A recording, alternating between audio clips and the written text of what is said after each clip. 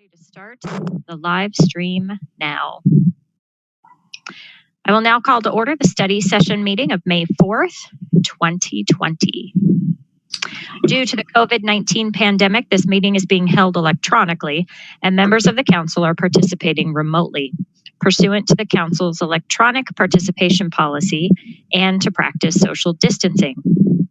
Public access to the meeting is available on the local government access channel 8 for Comcast subscribers, on the city's YouTube channel, online, and by telephone using the call-in numbers posted on the meeting agenda. Joanna, will you call the roll? Mayor Leidy? Here. Mayor Pro Tem Wilford? Here. Councilmember Witkovich? Here. Councilmember Peterson? Here. Councilmember Downing? Here. Councilmember Brown? Here. Councilmember Goff? Here. Councilmember Duran-Mullica?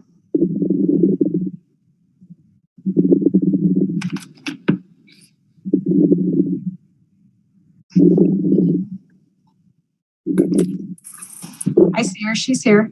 She's here. Councilmember Escobar? Here. Thank you. Thank you. Okay, so we have two agenda items on our, I'm going to share my screen, for tonight. And so I did send an email earlier this week in response to a lot of the feedback last week. Let's see if I can remove that. So sorry, this weird bubble thing is in my way. We made the choice to split the really kind of deep topics that we had for this week, knowing that we probably couldn't give any of it our full attention if we tried to squeeze it into one meeting. So this is part one, and then we will also have a meeting tomorrow night. So the two agenda items we're just going to wrap up our protocol discussion that we had started in January and March. And then we are going to dig in to the CARES Act work, which I know we're all very excited to learn more about that and start to support our city and our residents. So beginning with this piece, I set aside about 45 minutes. I don't think we're going to need 45 minutes, but if we get to the end of 45 minutes and we are not finished, we will just put a pin in it and pick it up later so that we can have adequate time to have the CARES Act discussion. So here's the presentation that goes with it. I am sharing my screen if that's helpful for you, or you probably can find this presentation in the packet. So welcome, number one, back. This is Team Northglenn again. So I had shared a message with everyone this weekend, and this quote really stuck out for me. I'm going to read it to you. It says, "Creativity involves breaking out of established patterns in order to look at things in a different way. And knowing that we are really charged with looking at things in a different way in the next couple weeks, couple months, I thought we could start with a little creativity." So you all had received a gift bag with random items in it. They had symbolism, some of them. Some of them were just meant to be creative. So in your gift bag, yes, thank you, Catherine Goff, you have some items. You can use whatever you want out of that bag to create something that you would like to share on screen at the end of 5 minutes. The topic is pretty broad.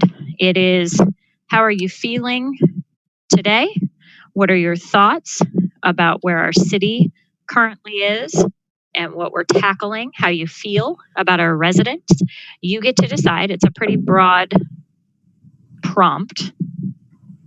And we can chat socially while you're creating, or we can be quiet. I know that some people, so the timer has started. I haven't even looked in my bag, so hang on just a second. Oh, yeah. Take it out. So I know some people are better at creating on the spot. and some like to have a little heads up. So, Catherine, what are you I doing? was just going to say, I think Ashley is wearing a Team Northglenn t-shirt. Was I right? Nice. Let me see. I wish I'd thought Sorry, of it. yes, that's right. God, I could unmute myself.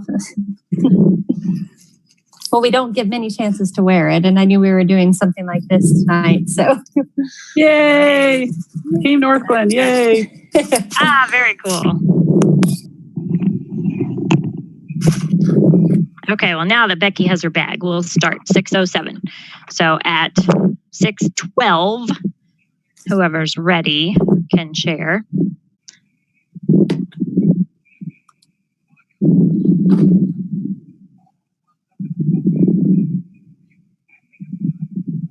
I feel like we need background music. Not so much Jeopardy music, but something.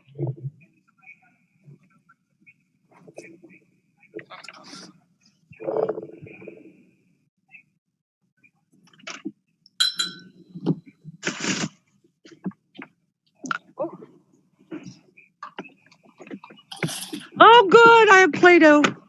Got a different color though. What color did you get? Cammy had given me purple when I was coming upstairs. I had green in the bag. Oh, nice. Go away, please.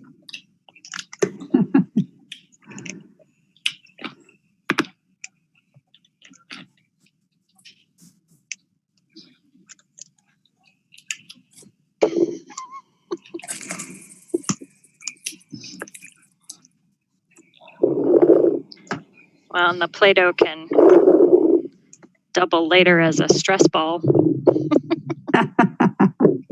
Just squeeze it. It's a good thing the kids didn't see this, or I would have never seen the bag. Especially the candy.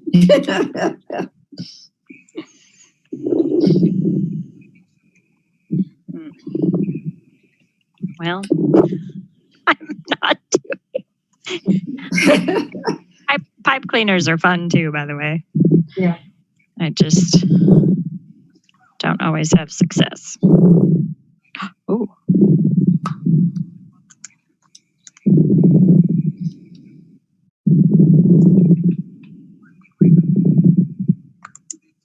I love the smell of Play-Doh. I do too. Me too. That's the first thing I did when I opened it.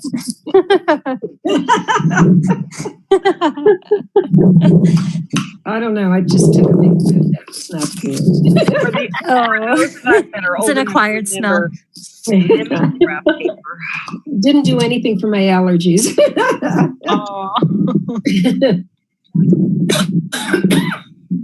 Well. Oh, honey, you can take your purple Play-Doh. Mama has green. Nana has green. Sorry, guys, I'll mute myself. That's okay. Well.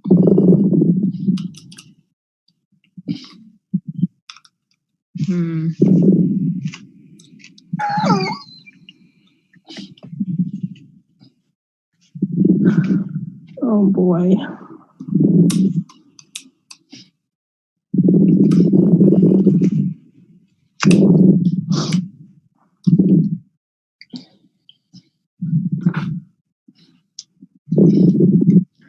Evan, I'm sorry you don't have materials.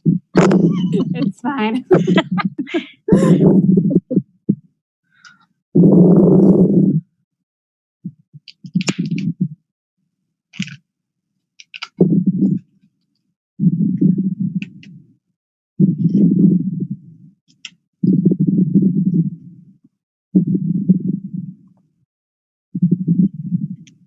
Oh.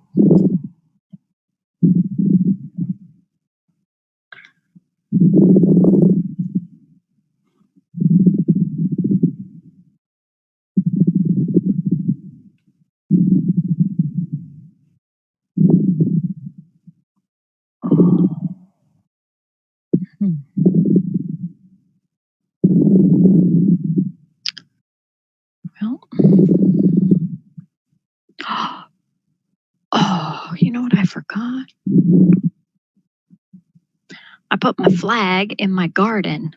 I really wanted to use it for my project. Oh well.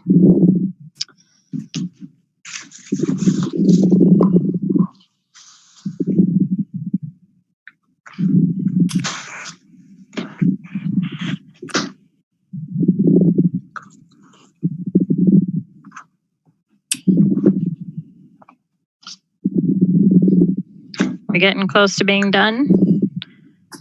Forget the Play-Doh. This is what I like. I know, right?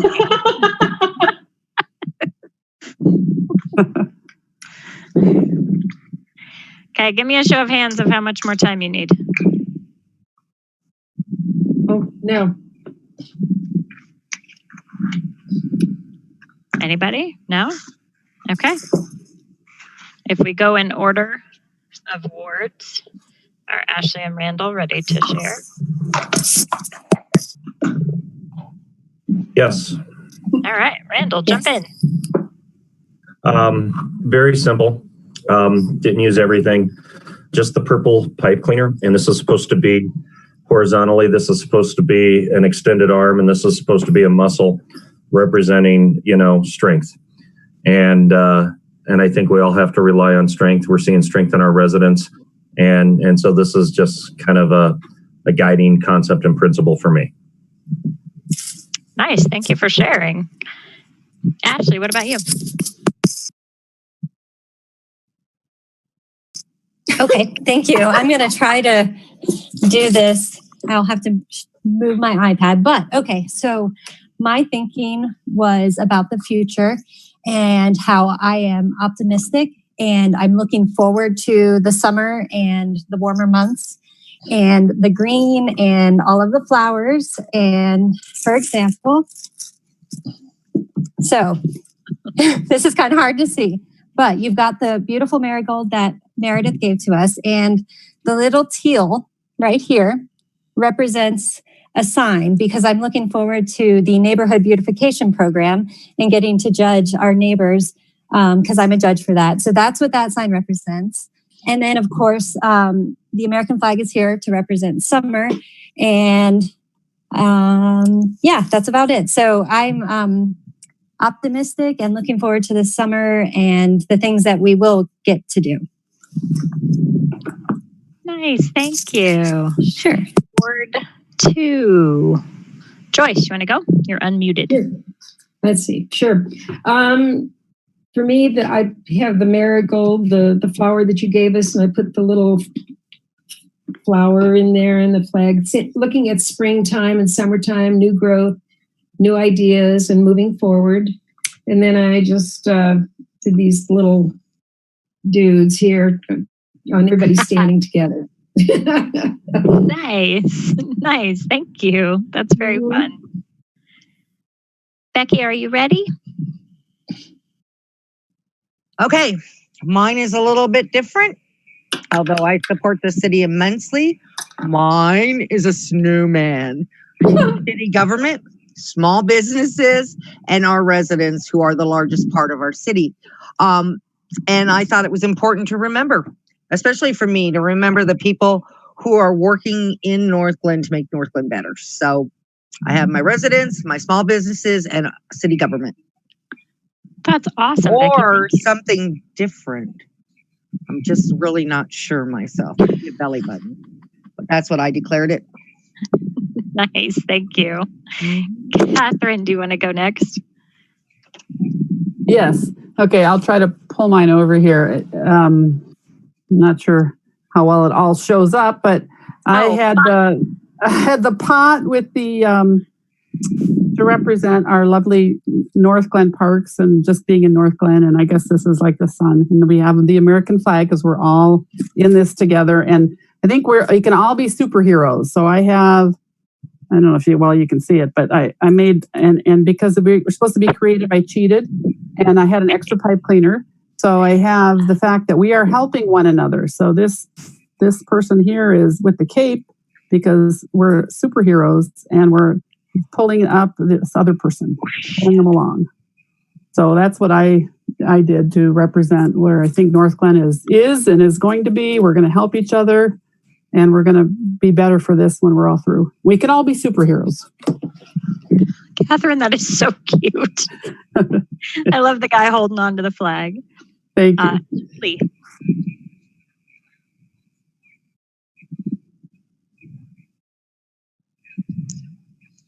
Oh, we can't hear Julie. Julie, you're muted, love bug. Okay. Now you're unmuted. Now can you hear me? Yes. Yes. Yeah? Oh, great. Awesome. Okay. So a couple things. Ah, look how cute. Look at the people in the rainbow. Your people look like my whatever this is, so we're going to try to figure out what this is. Only you have arms. So tell us about it. Can't hear her again. Oh, no sound. Do you have any headphones? Yeah, I do. Maybe that would help. We Can heard you hear that. me again? Yeah. Okay. Yeah. That's weird. I don't know what's going on with this phone. Okay. So I'm feeling hopeful today for a couple reasons. One, I got to go to the store by myself without kids, which is amazing. And so it's like the best thing of my day today. But also I'm just really hopeful and looking forward to the summer. I bought the kids like a sprinkler water thing, and I'm just really looking forward to the summer coming up, and I'm really looking forward to really kind of treasuring all those things that we do get to do this summer. Did you buy a mat, Julie? Julie, did you buy a Did mat? I buy a mat? Yeah. Actually, no. It was actually this very large inflatable unicorn sprinkler awesomeness. The kids are going to love it. I'm so proud of myself. Of course. Yeah. Well, maybe there'll be a city council meeting with it, Julie. There you go. You never know. I'll put it in my backyard. Antonio, yeah. Antonio's up. Now, I know that doesn't look like much. Okay? And you can turn it any which way you want. But what spoke to me as I went through this whole bag thing, and I thought to myself, what in the world was Meredith thinking? And, That's fair. and then I thought, it's not important what she's thinking. What should I be thinking? So I tried to find some commonality. Now, flexible, okay? I need to remain flexible through this pandemic, at the same time utilizing good judgment. But also the flag, when the wind blows, it goes where the wind takes it. The pinwheel, when the wind blows, it takes it where it takes it. Once I release the bubbles, the wind takes it where it takes it. And so what that said to me is, what can I control in this situation? And what do I need to be flexible in this situation with? So I think I covered everything. Pipe cleaners are, I don't know, I'm probably using the time my lunch bag with one day. Thank you, Meredith. Thanks, Antonio. Mayor Pro Tem. Okay, so I have a mountain with stick figures. And what you can notice about the stick figures is they're all practicing social distance and they all have their masks. I chose this because I feel like right now our community is climbing a mountain and our residents are climbing mountains, and what that looks like is different for everyone. But at the end of the day, our fates are connected, so we're moving forward and rising together. Very That's nice. fun. Thank you, Jenny.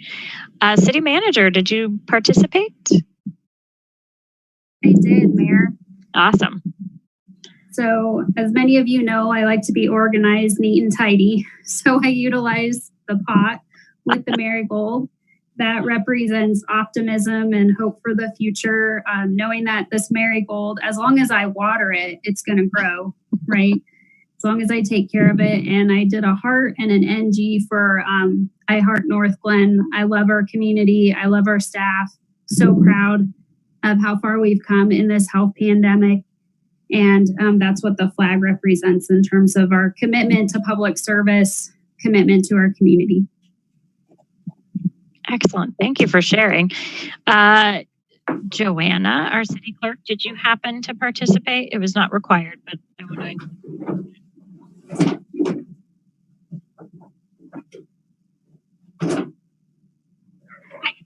No, I did not.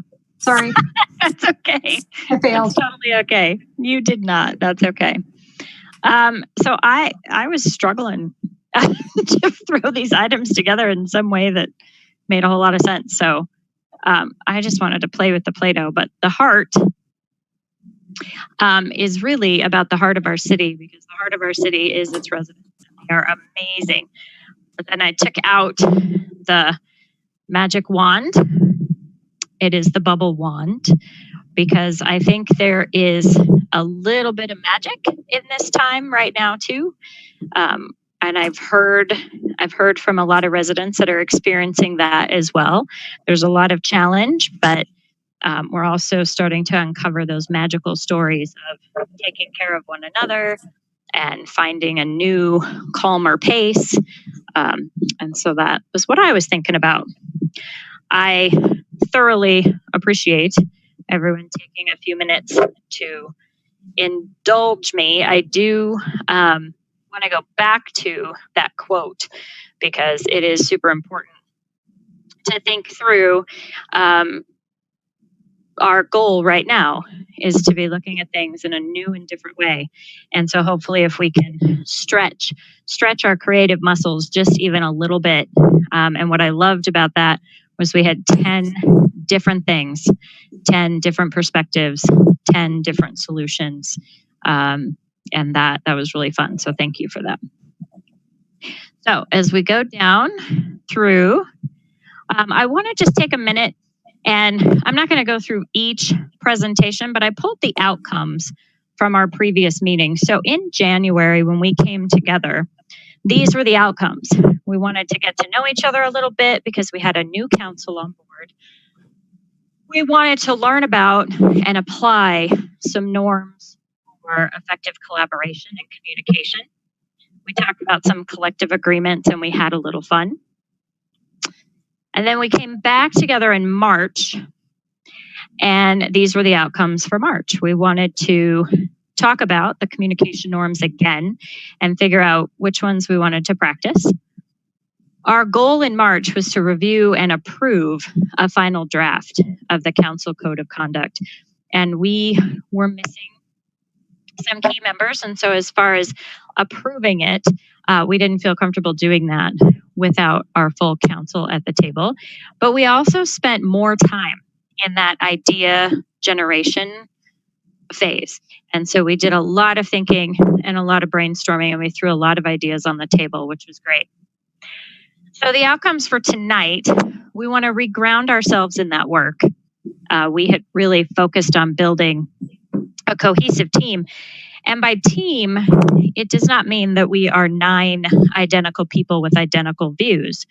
It just means that we work together respectfully and professionally with a common goal, which we do have as our focus is on the city of Northglenn. We want to finalize our council code of conduct and protocols. And then at the very end, we want to plan our PSA on face coverings. Woo! Whoops. Sorry about that. User error. Okay. So as we've done the previous 2 times, we reground in our vision, our mission, and our values. So I am going to read those out loud, not only for our benefit, but also for the benefit of any of our viewers. So Northglenn is a diverse and welcoming community that celebrates its small town character, urban energy, and thriving businesses.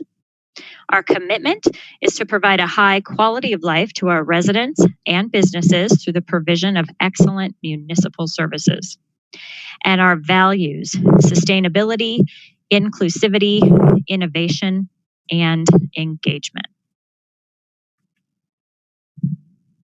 So attached to the packet, we have a draft of the City of Northglenn Council Protocol and Operating Guidelines. We had 2 working sessions where we discussed revisions and additions to this document.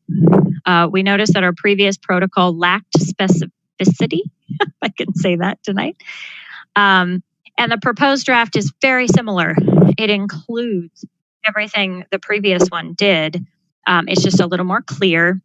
And then we have a draft of House rules. So the House rules are on 2 pages. So in the presentation, page 13 and 14, there are 12 total. These were generated at our study session discussion on March 2nd. Many of them were exactly the same. We looked at some examples and we kind of tossed around some different language. And so here's the first 6. Maintain a professional demeanor, use of professional syntax and behavior. Respecting others, having manners, which was a new one. Councilmember Peterson had some really great examples, and he has always modeled that for us. Come prepared and do your homework. Listen with an open mind, strive to understand, and be willing to change your mind. Keep others informed, avoid surprises. And then the second set, focus on the issue at hand, allow individuals to learn and modify their position. Agree to disagree. If you disagree, state your position and reasons. Members commit to supporting council decisions once those decisions are made. Decide and move on to the next issue, and keep your sense of humor. So those were the 12 that we agreed upon and kind of came to consensus around on March 2nd. But I'd love to take a pause and find out if we have any additions, deletions, comments about that section at this time.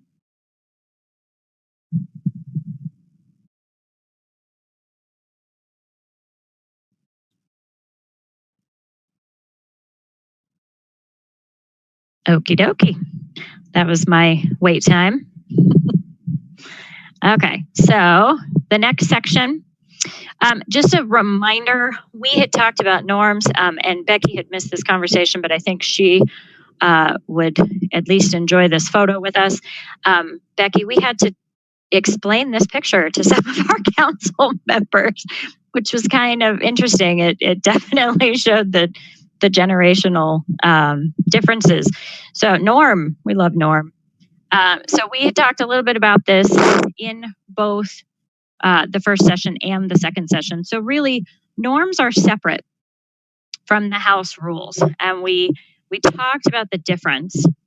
And if you noticed, this was also from the previous presentation, we did a self-assessment of the 7 norms of collaboration. And we talked about which ones we are better at and which ones we need to practice, which ones we need some clarity around.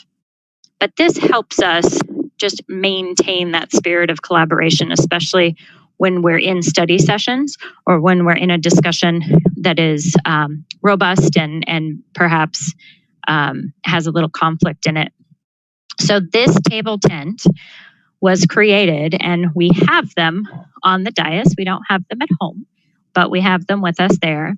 And these were the 7. And so when I was thinking back on any meeting, I'm very reflective, kind of looking through and going, okay, which one of these do I need to practice? And so you may have noticed sometimes I'll be very metacognitive about it and I'll say, okay, I'm going to paraphrase that to make sure that I'm understanding what you're saying, or providing that wait time by pausing, making sure that we're putting ideas on the table, asking those questions so that we can have those specifics we need. So this table tent gave us some of those sentence frames we could use. So we could say, tell me more about, or I'm curious about what makes you say that. So just a reminder of those pieces that we do have in place. And so I wanted to go through and see, I'm not sure everyone had time to go through. And so I'd like to take a minute to answer questions if you wanted to go through. These protocols, as I mentioned, are in draft form. And so if you have any questions about changes that you see, this document was in your packet. So I'm not going to project it so I can see your faces. Do you have any questions, comments? Councilwoman Goff. Okay, because I think I missed the March meeting or something. I'm not exactly sure, but I just wanted a little clarification on Protocol 3 that's, well, let me find it here. The contacting the city manager with a copy to the mayor and city council members about requests for research topic, and it's a done deal, and we got kind of an answer back today earlier in our email. So I'm not sure, but this was just an example that I had sent a text or email to our city manager. Oh, I don't know, a couple weeks ago or some time ago, with information about the COVID-19 cases in Northglenn, and with a request for if there was a way to get some more specific information on that. And I did not at that time, I guess I wasn't really aware of this, so I didn't send it out to everybody. And we did get an answer back. But is that an example of something that should have been sent to everybody? Or is that just, I'm just not really sure. It was just, I didn't know if it was research or I was just asking a question. So that's a really great question, actually. So the difference between Protocol 2 and Protocol 3, I'm actually going to let City Manager Geyer speak to the differences between those. Thank you, Mayor. I think with that particular situation, I'll kind of talk through this and see if it makes sense to all of council. Simple information in my mind, as a frame of reference from what I know I've been asked, when is the next AdCog meeting? What date has RTD targeted for the opening of the end line? Simple informational requests that don't require me to reach out to directors or ask staff to do some follow-up work and get additional information. So the request for information that you had sent, I think it was just Friday of last week, but I know the days kind of blur together. That was a request for information that I had to reach out to Tri-County Health on. And the rule of thumb that I've been using is if I think it's something that would benefit council as a whole to know, I try to share that information as in a timely manner as possible. So if I had asked you for that, and it seemed like it was more of a research topic that everyone needed to be informed of, would you have told me at that time so then I could have sent it out again to everyone, or how would that work if I? Yeah, yes. The one thing to know about the protocol as proposed, it is a little bit different than existing protocol. There's more detail in terms of the categories and identification of what's a request for simple information, what's a request for a research topic. We've really fleshed that out, so to speak, versus our existing protocol where it goes back to what the mayor was saying, I think lacks specificity because there's all these different variations in terms of requests. So does that help? Yeah, as long as I get a little reminder that maybe this is something that needs to go through a different channel or whatever, I'm fine with this. So an example that I was thinking about is, so if I call Heather, to bring up a sore topic, if I call Heather and say, why are all these Christmas lights out? That's a request for simple information, even though it might require staff response. And so, for example, Protocol 2, number 4, that was something that I finally just put in the Access Northglenn app.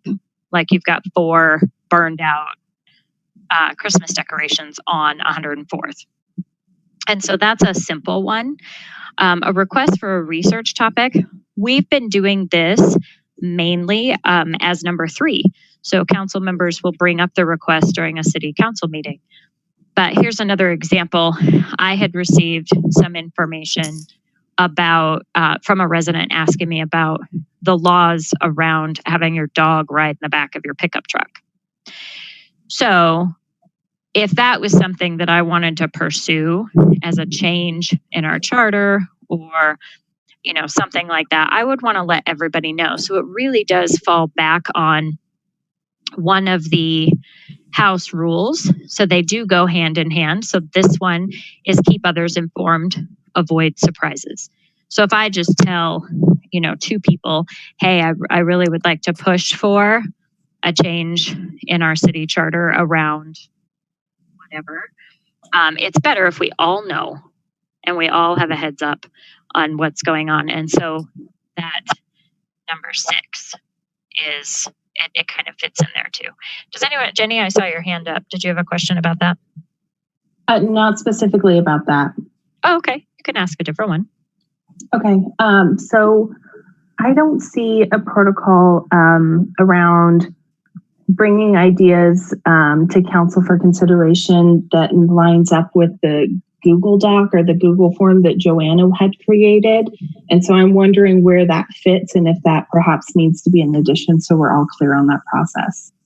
So Heather and I talked at length about that very thing, and we looked specifically at protocol 3 and 4 and really felt like and Joanna did great work, and I hate to put it aside, but the discussion we had was around how do we raise those issues? How do we elevate some of the things that we want to do? And it would fall under protocol 3. So either number 3 or protocol 3.1 could just be an email to everybody that says, hey, I want us to consider this. At this time, it felt like something that was too much to add to our plate at this time because it was very thorough, but it also felt a little complicated.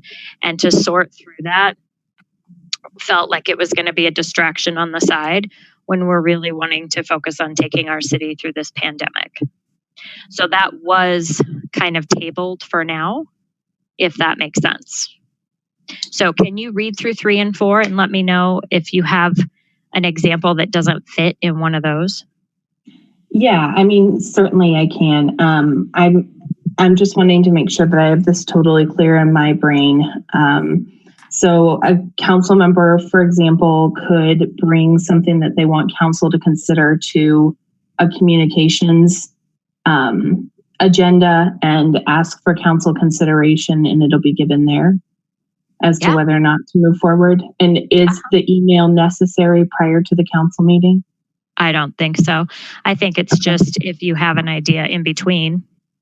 Okay, great. Yeah. And then the second question I have is around protocol number 8 and speaking for the city.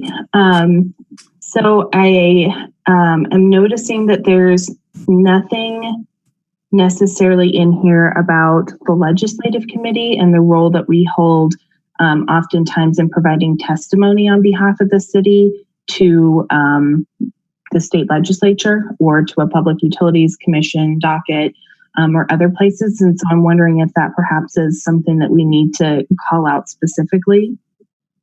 To be honest, I don't know. I'd love to discuss that as the group. My initial thought is that it would be a part of the legislative committee guidelines as a specific piece, but if anyone else has a thought on that.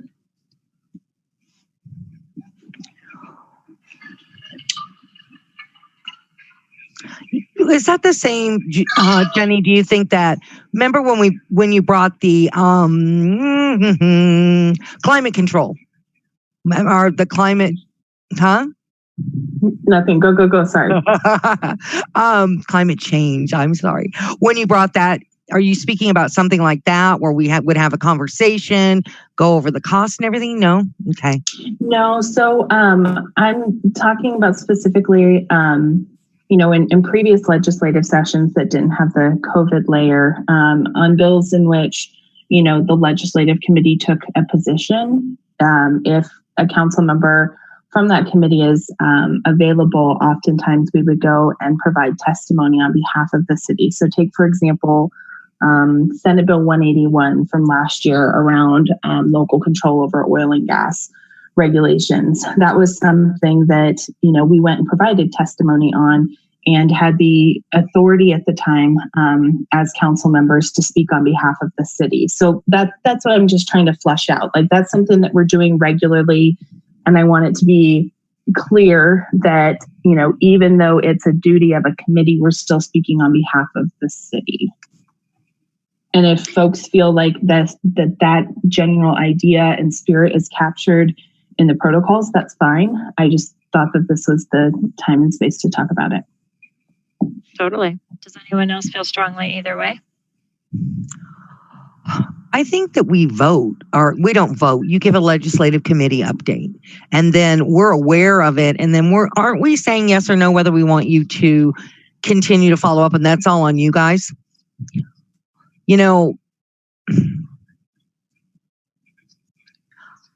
As far as I'm concerned, you guys have taken that on. I don't know if the city needs to know what you're saying about it. I don't know. I would think that you have the right to speak for the city because everybody else does in all of their meetings, NURA, Parks Board, anything like that. And we don't come back to the city to talk about it. And we are actually representing the city in those meetings.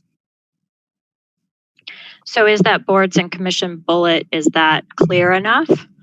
Or do you want to amend it or add to it? Can you bring it back up, please? Sure. Councilwoman Goff, you have your hand up. Well, yeah, I was just going to say, under the protocol of speaking for the city number 3, it does say council members serve as representative for their ward and liaison between the city, boards and commissions, and outside agencies. So unless you just wanted to tweak the wording of that a little bit, I think, it might fall under that. I mean, if I haven't done it yet, but if I were to go and speak at the Capitol on something, I'm not representing my ward as much as the city as a whole. So that might be just need a little tweaking there.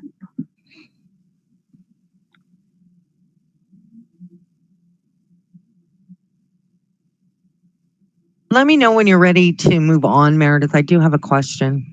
Sure. Any other? So Jenny, do you have a recommendation? Do you want to tweak anything? Do you want to add to it? I think it fits within number 3, but I'm happy to amend it. It is a draft. I mean, I'm, based on what folks are saying and those who have spoken up, it doesn't seem like it's something that we need to elaborate on. Okay. Thanks. Councilmember Brown.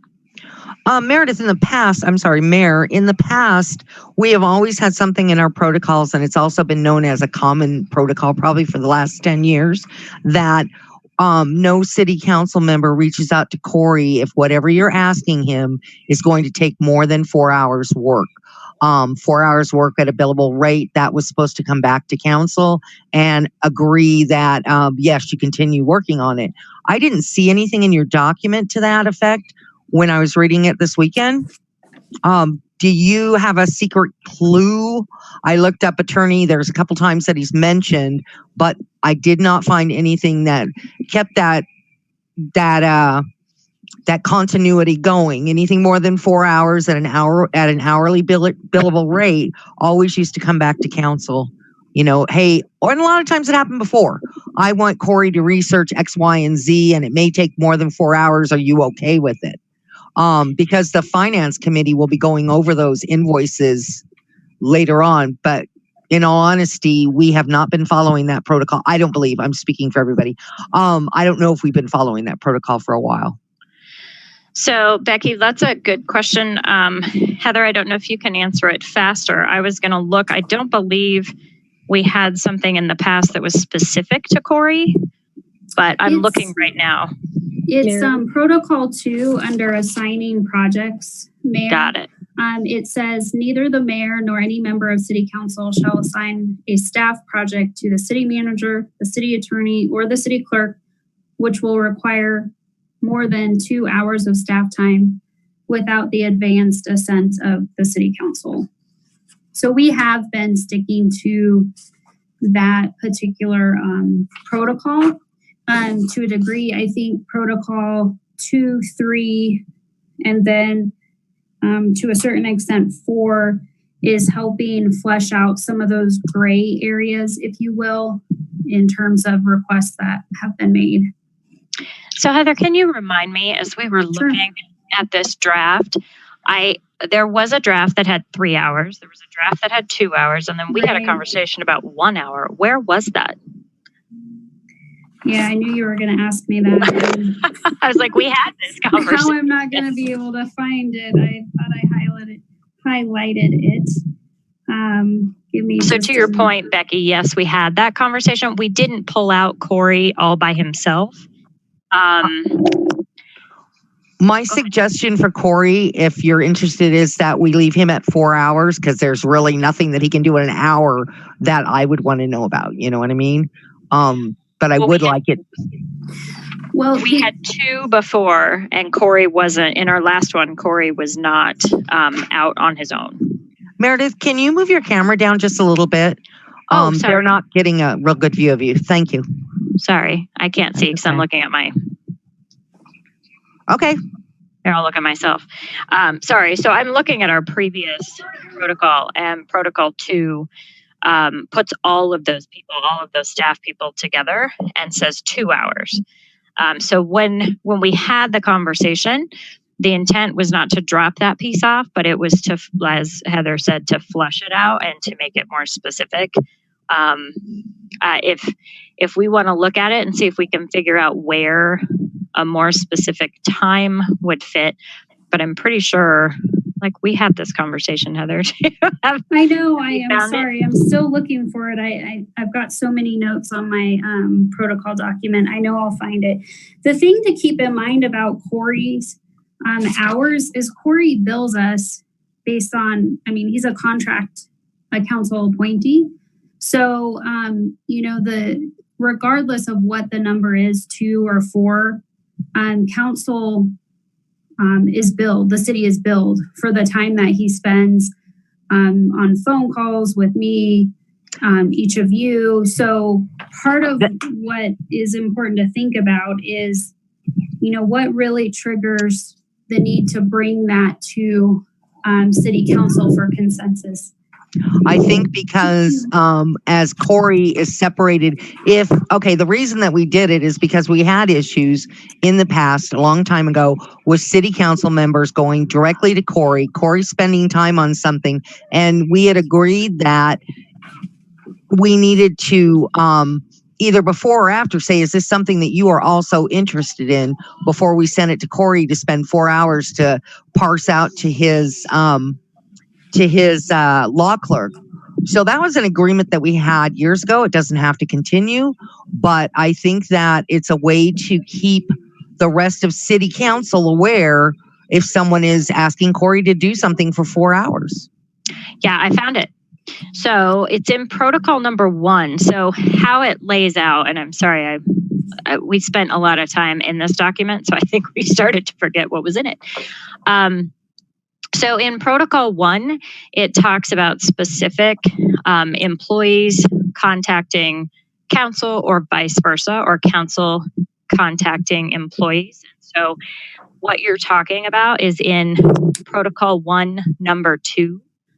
And so one of the things, as we tried to expand upon this and make it a little more specific, is that there is, when we look at B, is that requests for service need to go through the city manager.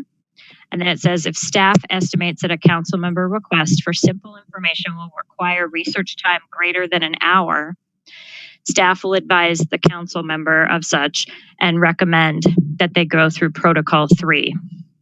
So I think we talked in our meetings about simple things like, hey, can we add a trash can to the park?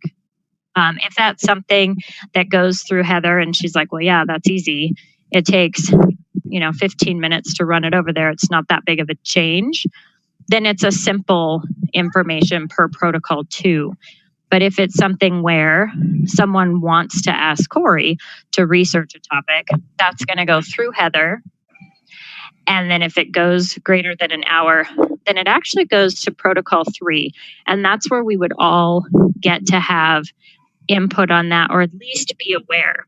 And so the protection for that is twofold. If I'm remembering some of our previous conversations, one of them is there can be a perception that a staff member, and we can just talk specifically, the perception could be that Heather favors one council member over another if everyone is not aware, right? So if one council member asks Heather for X, somebody else asks her for something else, somebody else gives her a request, and she's stuck with 3 competing ideas that all take a lot of time, and she has to make the call on what her staff can manage without discussion.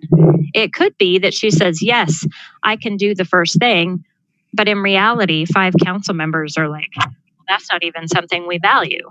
So why did we go off on this tangent? So the whole entire flow of protocols 1, 2, 3, and 4 in particular, back to Jenny's question, sort of encompass all of the concerns and all of the discussion topics we had around how to bring forward an idea in a succinct way that's equitable and fair.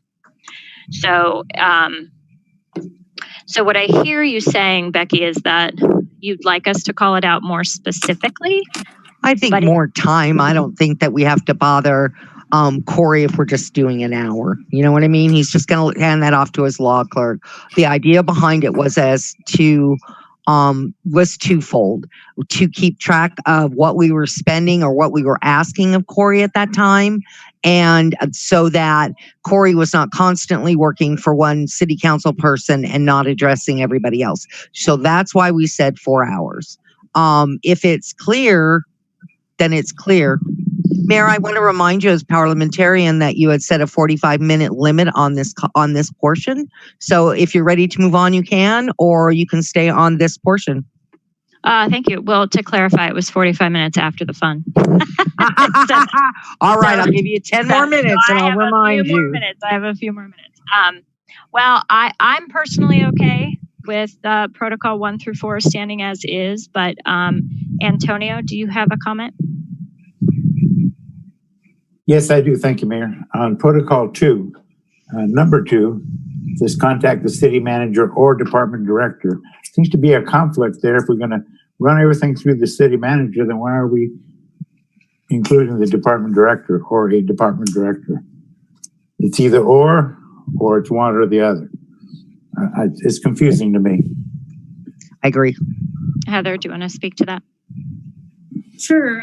I have what I call a hybrid approach. Some city managers require all council members to go through him or her on information requests. It's a hybrid approach here for ease of efficiency and responsiveness.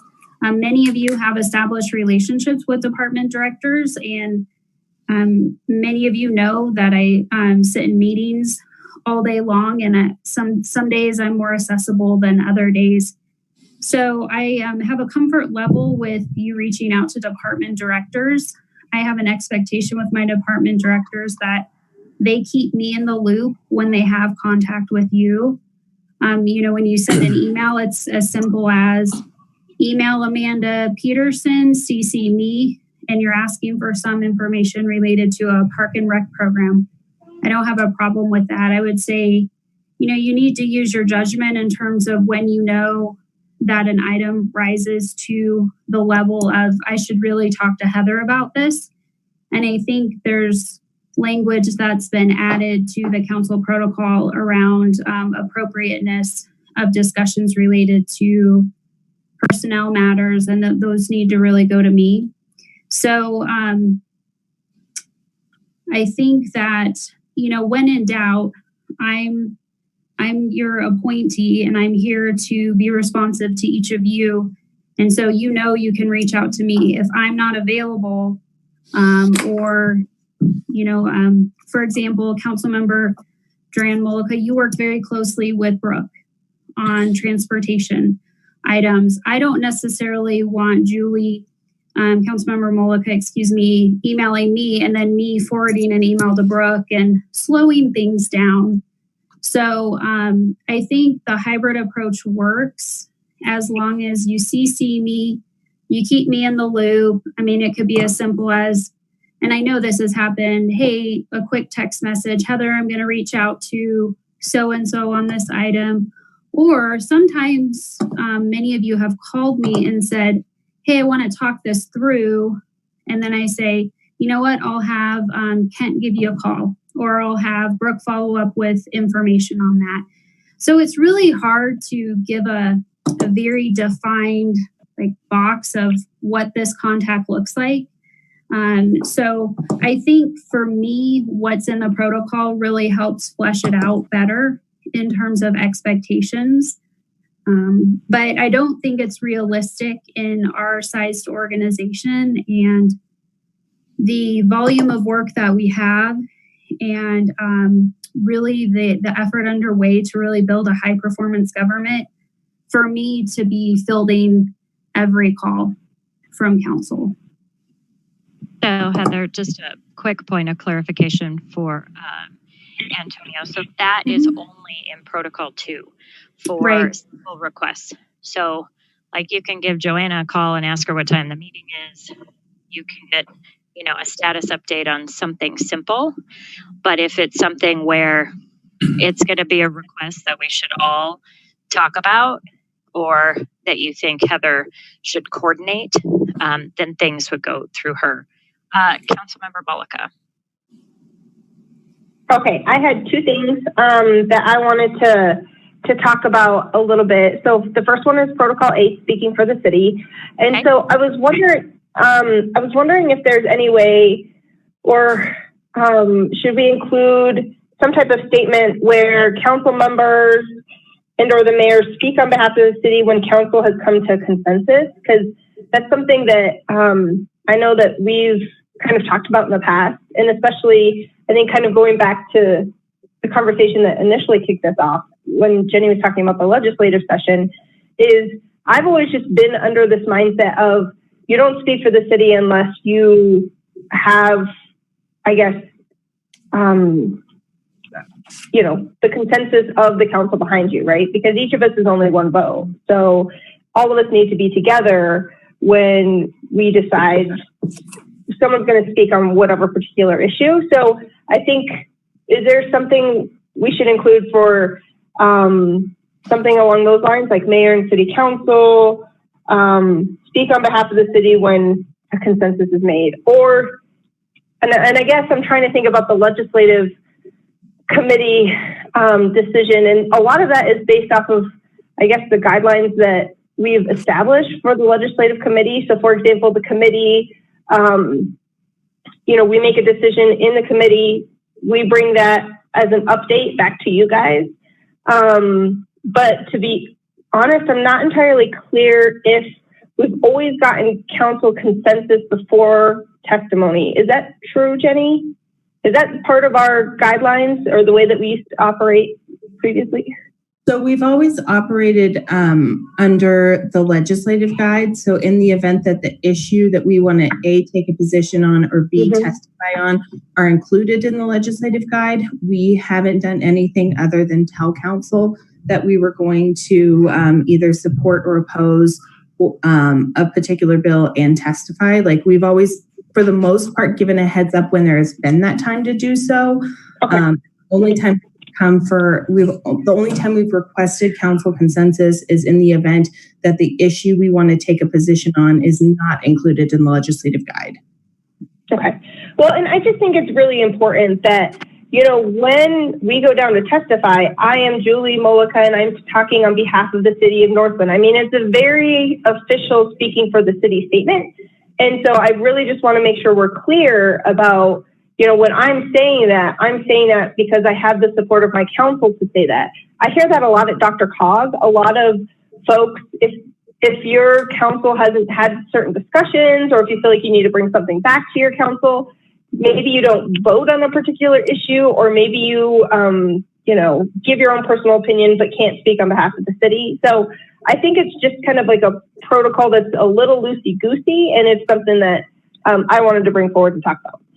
Do you have a draft statement that you'd like us to incorporate? So I think my statement would be,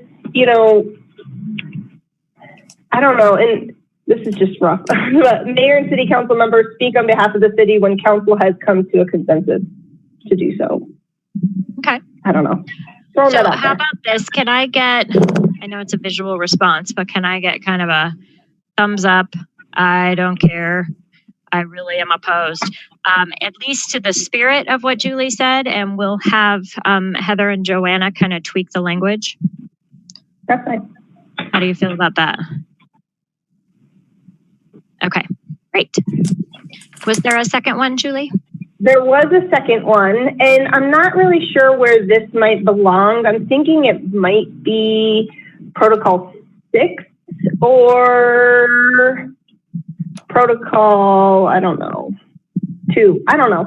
Anyway, so it's how the city manager shares information with city council, and just kind of, I don't want to bring up last week, right? It was a bad meeting, but I think one of the things that really frustrated me about last week was that I felt like some council members had information that wasn't shared with other council members. So is there a statement that could go in there that, with, and maybe going back to some of our rules, assuming good intent, and I know that Heather and I talked about this, and she's like, it wasn't intentional, but, assuming good intent, city manager will share relevant information with council, or I don't know, something like that.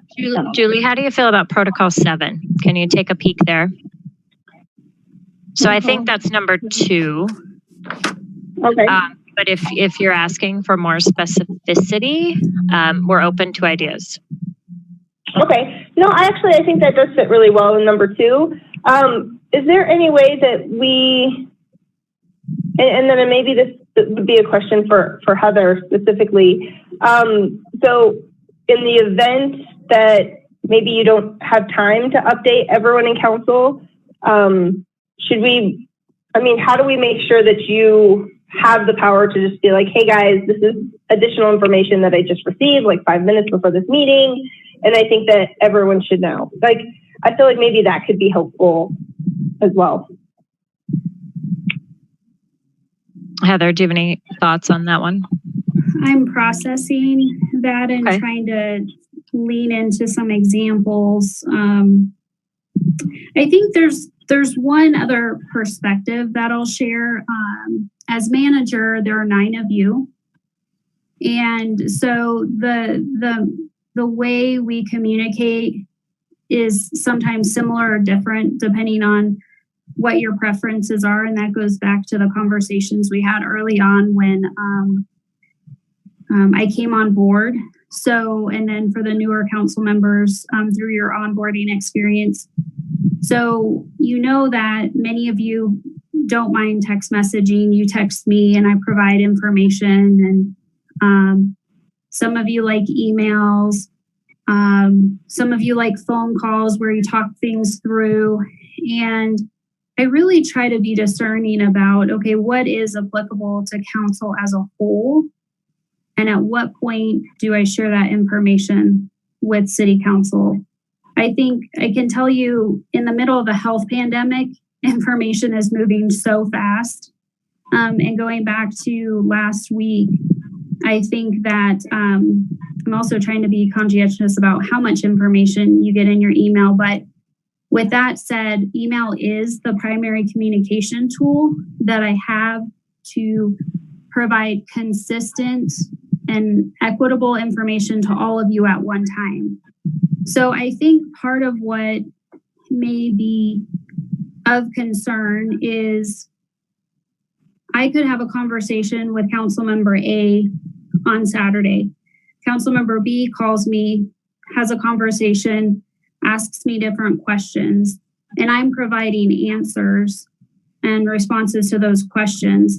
but it may not trigger me to say, oh, I need to send an email and say, I've had conversations with 2 council members, and this is the information that I provided. So I think that's more of the scenario that came about from last week's experience. If I've taken time and reflected on it and trying to figure out where we kind of tripped over some of this communication flow. And I think as manager, I'm trying to balance the opportunity that each of you have in communicating with me. Some cities do this in a very formal manner. I think Westminster city manager, he meets with his council members almost weekly, every council member prior to a council meeting. I take more of a flexible approach, knowing that you all have busy lives, and I know that you'll reach out to me if you need something, but I also will reach out to you if I want to make sure that you've received information. And so I guess part of what I'm interpreting from the protocol is that I will use my best judgment in terms of providing information to council. But it's tricky when a perception evolves that I haven't shared it with that there's information that hasn't been shared with all of council. And Heather, I don't know how to say it any other way, but I think that's part of, this yeah, go ahead, Mayor. Well, when I look at this and everything that you've been talking through, and I look at Protocol 7 communication, this one is big, and it has a lot of reminders for all of us in here. What Councilmember Mullica is speaking to looks like number 2 and number 5. And when I look at these protocols, we are going to make mistakes, all of us, right? So we have them written down. I think Joyce spoke to this at our last meeting is, yeah, we got this stuff, but it really does come to all of us to do our best to meet the protocols and to meet the code of conduct. But we're going to trip up because we're human, and there's going to be situations that throw us off, and we're going to make mistakes. So one of the things I had spoken to in both of our 2 previous study sessions around this topic goes back to communication, collaboration, those norms, all of the things that we said we were going to do to maintain professionalism, is that we have to keep lines of communication open.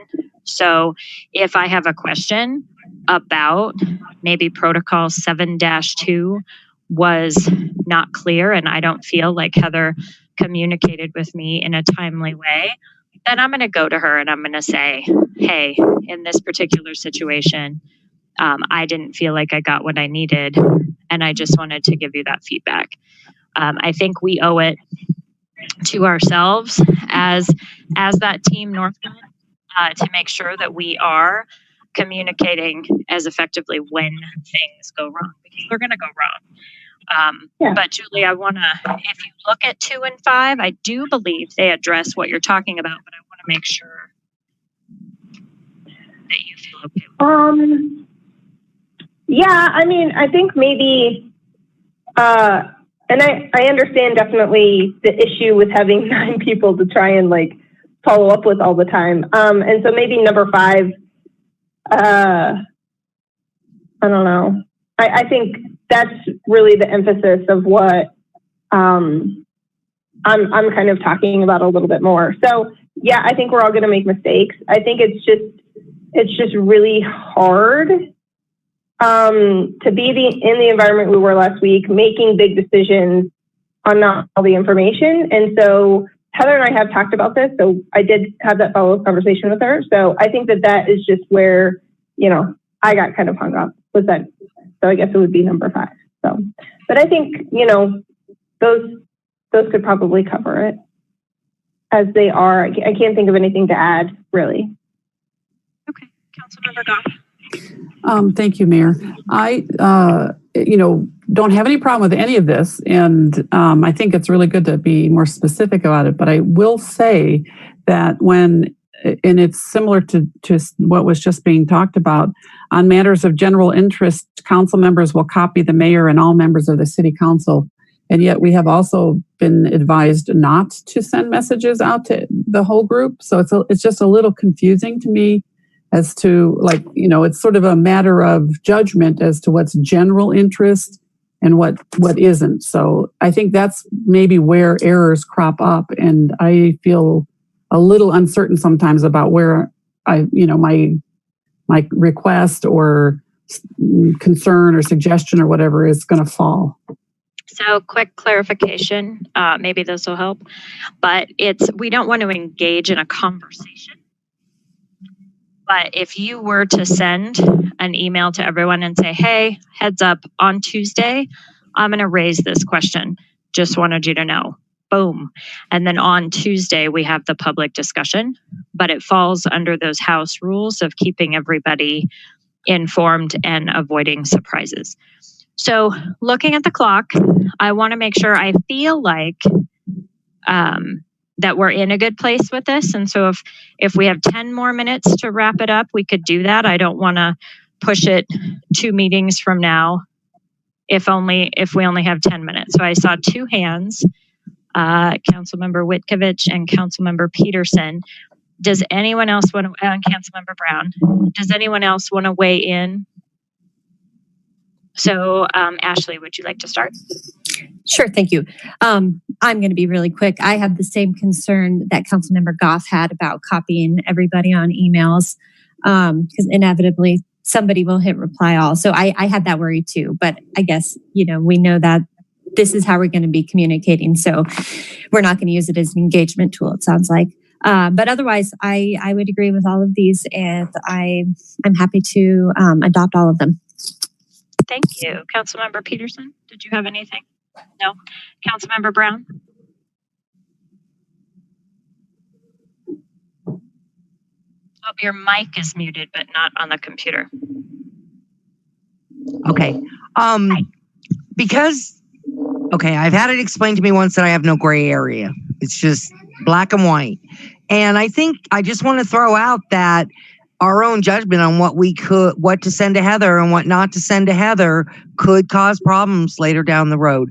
I have no problems with what we have as protocol, but I am stating that could cause problems. We're very vague there. And then one of us is going to get in trouble and we're going to come back to the conversation. I would prefer if, there was not the comment in there that we can reach out to the staff, because we shouldn't be, according to the other protocol, that we need to go through Heather. I'd like to stick to one protocol or another. If possible, that's my only suggestion. Can we add, if you reach out to a director, you have to CC Heather? Because I really do talk to Brooke all the time, and I just CC Heather on those conversations. Are you being selfish, Julie? Yes, that would work for me. Okay. Okay, any other final things? I do recommend, because I know it is quite a bit of language and it is a little more meaty than the previous one. So I do recommend that you read it. And I believe, Joanna, that it'll come up in the next regular meeting. I mean, it could go under consent agenda. Is that true? Or are we going to put it as a resolution?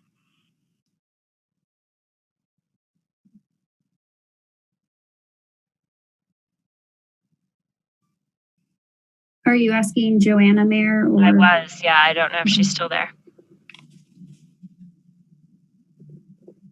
I am here. Hi. It could be scheduled for the next regular city council meeting. I don't know that that's my call, since you and the city manager had prepared the protocol, but that is an available date. And since I'm back on, I actually wanted to point out one thing.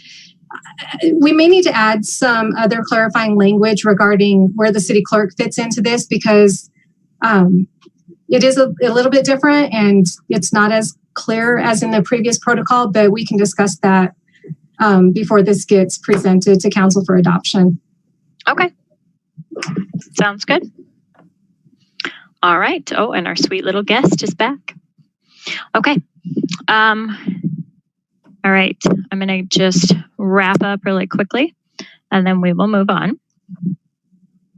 So thank you for that. This was a quote that I had in a previous, and we spent a lot of time doing small things, right? Sometimes we do big heroic things, but most of the time it's paying attention, listening, and those gestures of genuine care and connection. So thank you for that. Okay, the next piece really quickly. Last week we talked about doing some type of face covering public service announcement. And we were talking through, we have 9 different council members. If we highlighted 9 different Northglenn businesses with 9 maybe different or similar face coverings, and then 9 different but important messages. And then what we'd like to do is take some time right now and actually get the plans on the books so that we can move forward. So Diana had given us a jump start on some of the key messages, some of the catchphrases, but we can also create some of our own. I had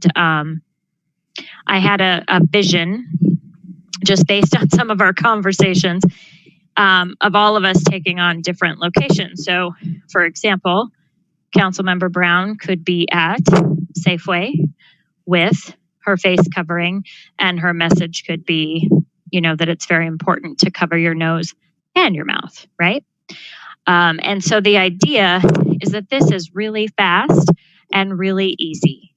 I am happy to meet you somewhere and take a 30-second video on my phone, or you can have somebody else do that and you email it to me and I can put it together in a little PSA in a matter of minutes. So we were kind of hoping that we could sort of chart out when we think about the different types of masks being flexible, right? Some of the more formal ones, some of the ones that are more bandana-like, some of the ones that are made at home. But Diana, are you on the call?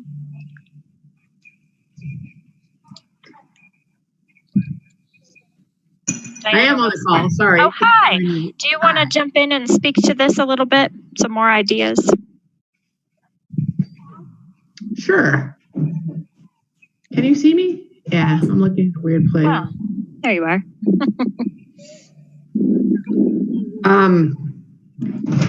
So I had a meeting this morning with Adams County, and everybody's kind of leaning towards, I think we're going to end up saying mask and face coverings.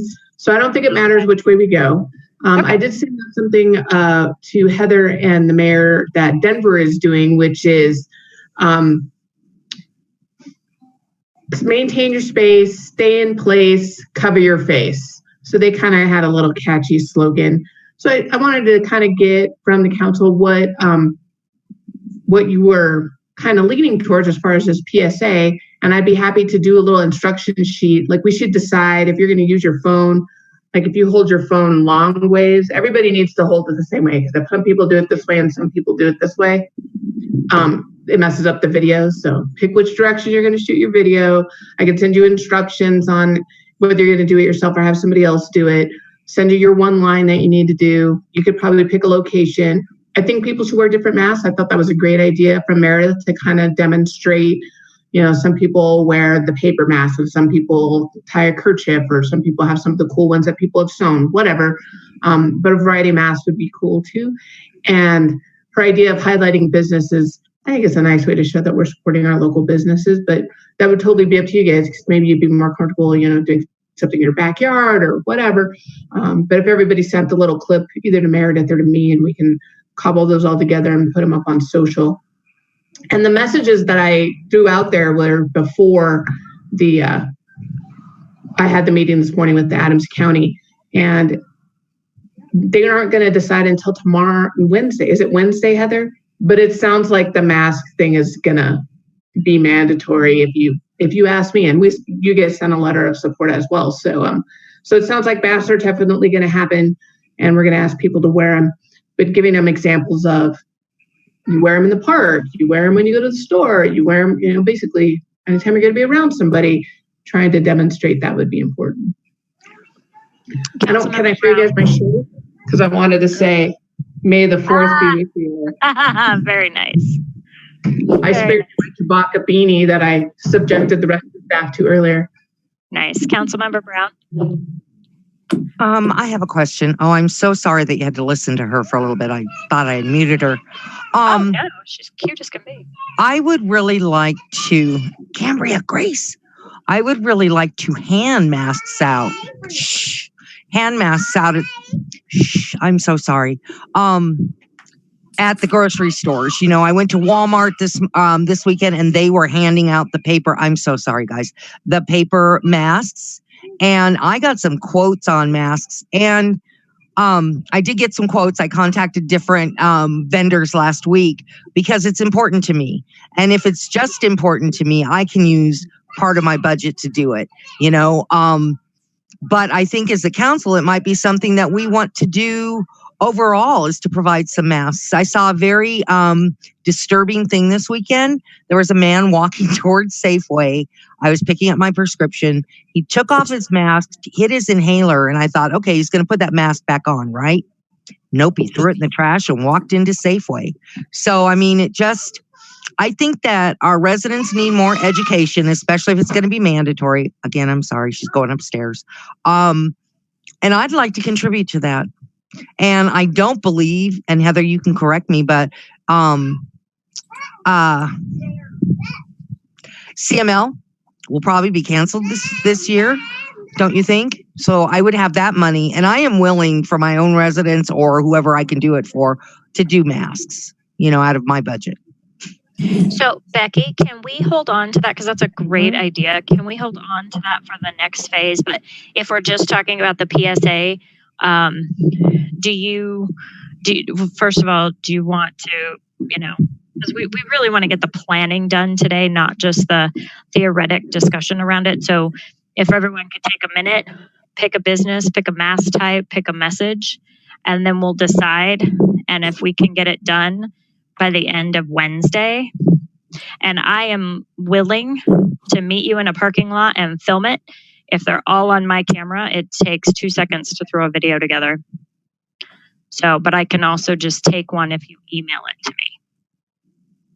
So I'm taking notes. If anyone wants to jump in with, here's my place, here's my topic. City Manager Geyer, did you have a comment?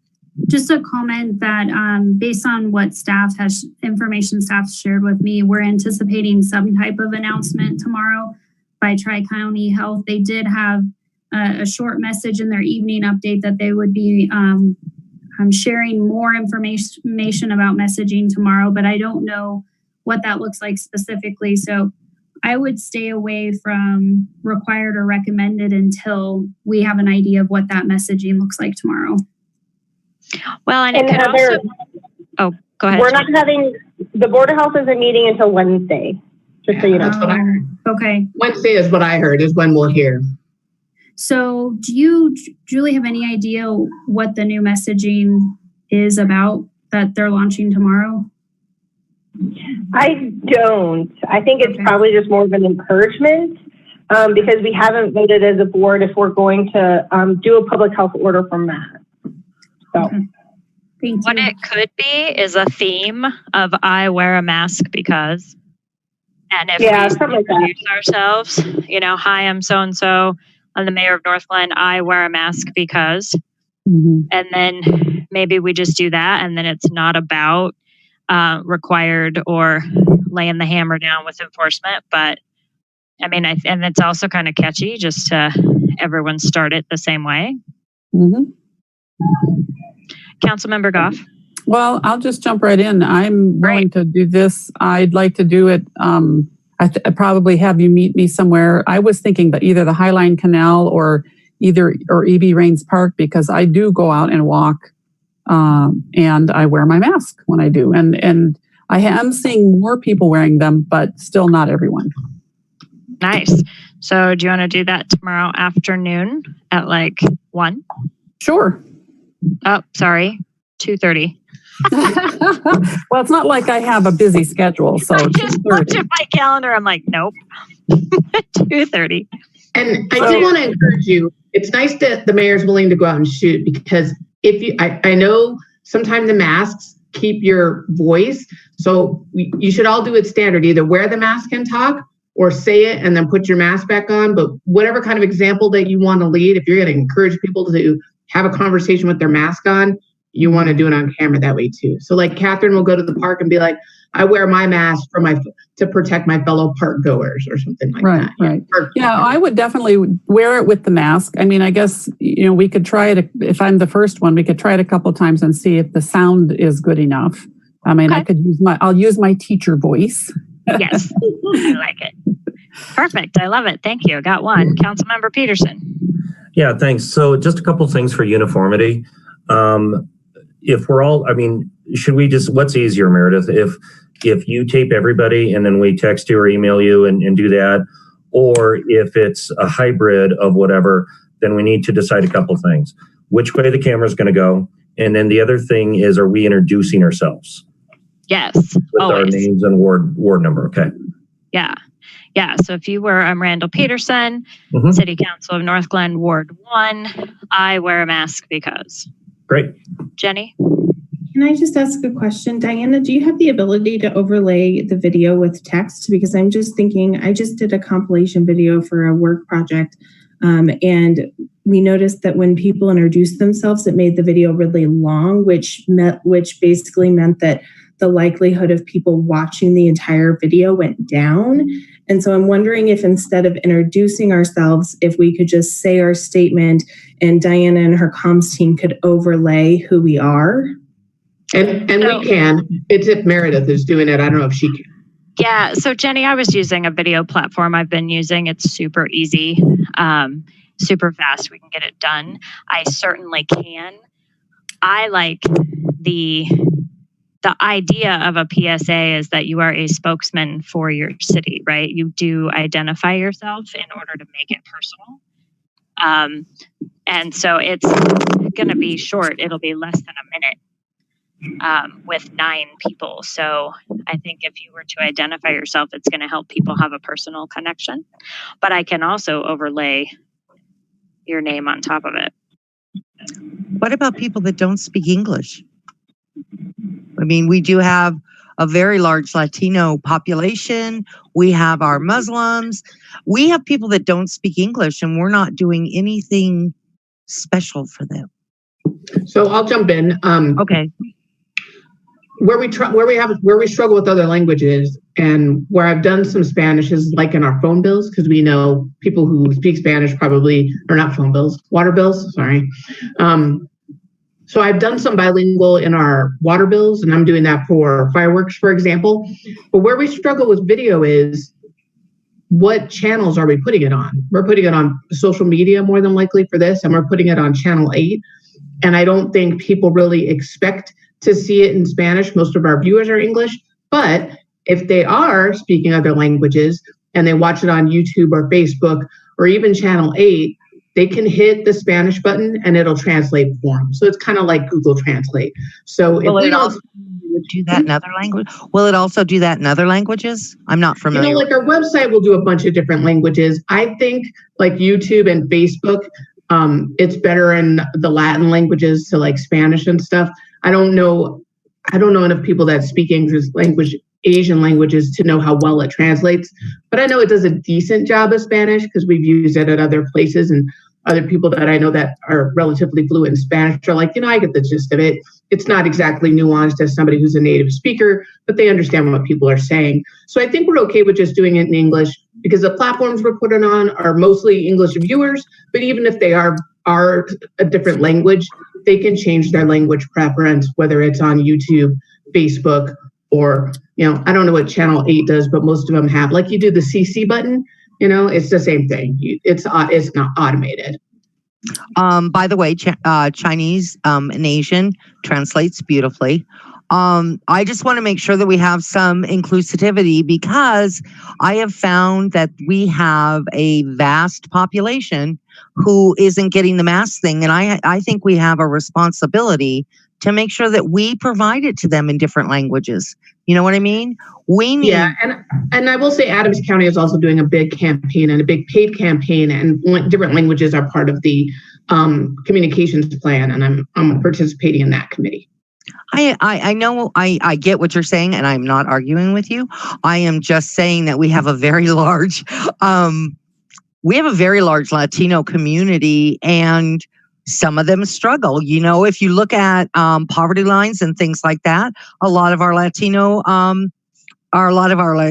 fall into the lower income levels.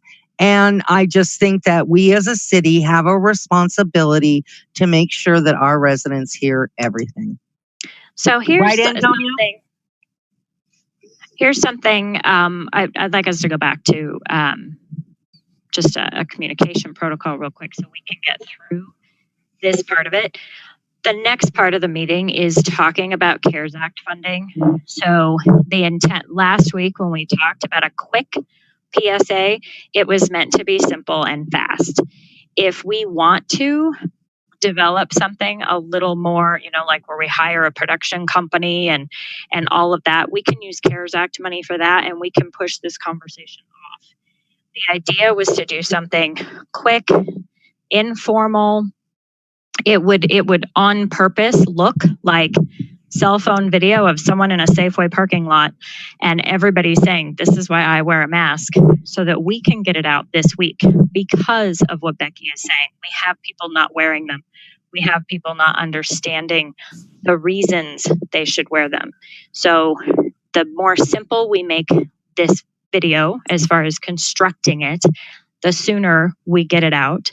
But then as we move into the CARES Act funding conversation, communicating with residents about this can be a whole topic. So Catherine jumped in. We have a time, a place, and we're moving. Ashley, what do you got? It's not in Ward 1, but I would like to do it at the neighborhood Walmart if somebody in that ward isn't already planning on that, because I pick up my groceries there every week, and then sometimes I have to run in for something essential and nobody's wearing masks. So I would like to do it there. Okay. And I can handle it with my husband. You don't have Perfect. to. Yeah. Perfect. Yeah, if you email the video to me, it's a little easier for me to manipulate. Okay. Julie. Sure. I want to do my video at the Naked Hanger, my favorite small business. I go there often. At the where?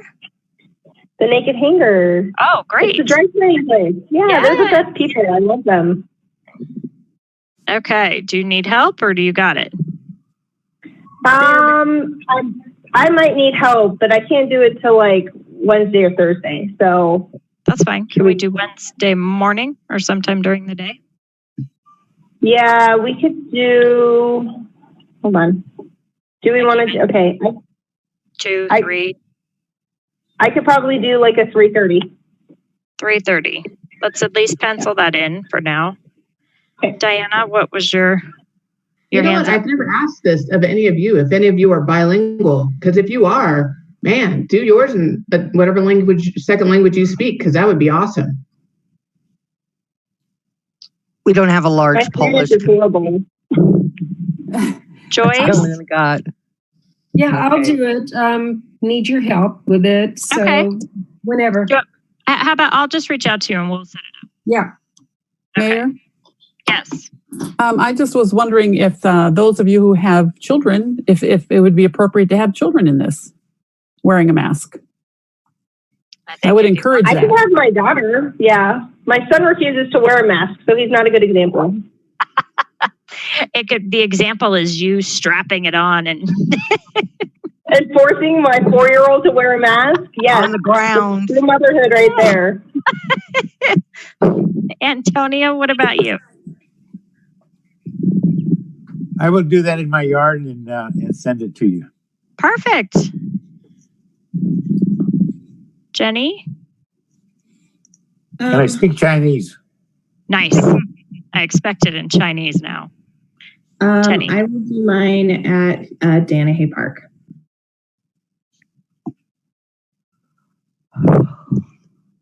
So, okay. Can I give mine? Yes, please. I'm going to do mine at Scooter's Coffee. I'll email it to you. Okay. Do you want what we're going to say right now? Because I think I need help from Diana on what I'm going to say. Because what I'd like to convey is thank you for helping me by wearing a mask. You know what I mean? Thank you for supporting me in one way or another. And then as I support you, but that's my message. I am very thankful to anybody that wears a mask because they're protecting me and I'm trying to protect them. So Diana, if you could think about that and help me with it. Absolutely. Did we lose Randall? Is he still on? I don't see. He's on, but he just took his video off. Okay. So these were the messages that Diana gave us as sort of a jump start, and they're super simple. Can you email them? Certainly. Well, they're in the packet, so. Well, I can't find the presentation in the packet. Did I miss it? I couldn't find it either. Oh, It's at the very end. You just got to keep rolling and rolling. Oh, okay. Julie, Yeah. text me your email address. I just snipped it and I'll send it to you. Perfect. Yeah, just send it to my city email. Perfect. Thanks. You got it, sister. Mayor, I'm happy to tweak these and just put them in a standalone email. Also with, we're all doing it, hold your camera long ways, and a couple of other tips, like, make sure and face the light, don't have light behind you, that kind of stuff. Like, see how I have the light behind me and I look like I'm in shadow? Don't do that. Okay. And then clarify the introduction. So is it going to say, my name is Julie and I'm Northglenn City Council Ward 3 representative? Is that what we're all going to say? I think it's important that you introduce yourself. However you do that is up to you.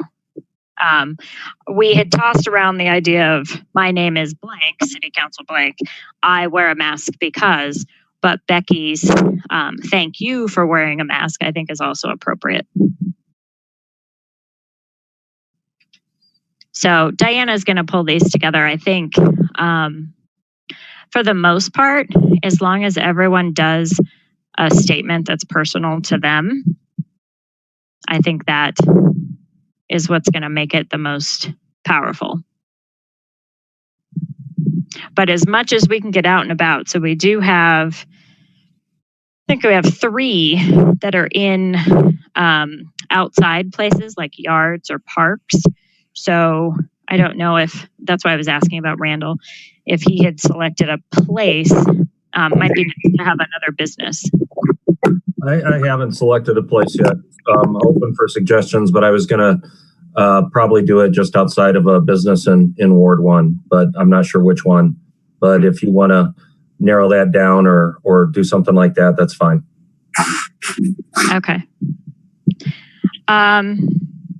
And by the way, it probably won't be a place where there's a lot of people to begin with. Yeah. It won't be the Ashley Walmart version. That's okay. Not standing in line, Not waiting gonna, to get in. no. I'm gonna go to Lowe's maybe. But that's the thing, is I would like to go somewhere where there are a lot of people not doing what they're supposed to be doing. Because I was at Lowe's this weekend, and it was like, oh, every other person. You know what? Too, Madam Mayor, is I love the PSA. I can't wait to do it and stuff. But as we get into this with Tri-County and then the letter that you wrote that you received council's input on. There was a security guard, I believe today or yesterday, that was shot and killed at a Dollar Tree, asking a patron to put on a mask before they entered. And, hopefully we never, ever get to anything like that. But, there's defiance on this. And I love the concept that we're educating and trying to do the right thing and show by example. But, that's actually, I'm not going to go to a place and thumb my nose at it, but it's something to consider as we go down the road, depending on what Tri-County does, as we touched about last week with enforcement versus education. Mm-hmm. Thank you for that. Okay, so I think we have everybody. Can we set Wednesday at, I don't know, I guess let's do Wednesday at 8:00 p.m. Wednesday, 8:00 p.m. And then if we need to adjust messaging, thank you, Diana, for sending out additional things as far as topics. And, you know, it's really interesting. One of the things when I was out and about, it's the people that work in the businesses, they want to feel safe. And so when they're all wearing them, but none of the residents are, they don't feel safe. And so that's something just, you know, to consider as maybe another message, is we want to protect our businesses and the people that are working hard for us. Okie dokie. So we have come to the end of that. We are now moving into, drum roll please, CARES Act Fund. So I will drive, but I will hand it over to City Manager Geyer. Hopefully you had a chance to read the memo. I'm getting to the presentation.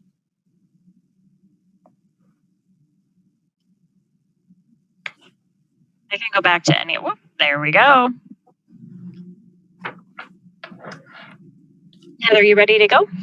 I'm ready when you are, Mayor. Go ahead. Can you see my screen? We do not yet. Oh, sorry. It's fine. I'm just looking at the presentation by myself. All right. There you go. Thank you, Mayor. Good evening, members of council. The purpose of this presentation tonight is to provide you with greater background information, and certainly for members of the public who are not as familiar with CARES Act funds. As I shared last week, we've been receiving new information about CARES Act funds really on a weekly, if not daily basis. So if you'll go to the next slide, Mayor. Many of us are probably familiar with the federal act overall, and it consists of a $2.2 trillion aid package.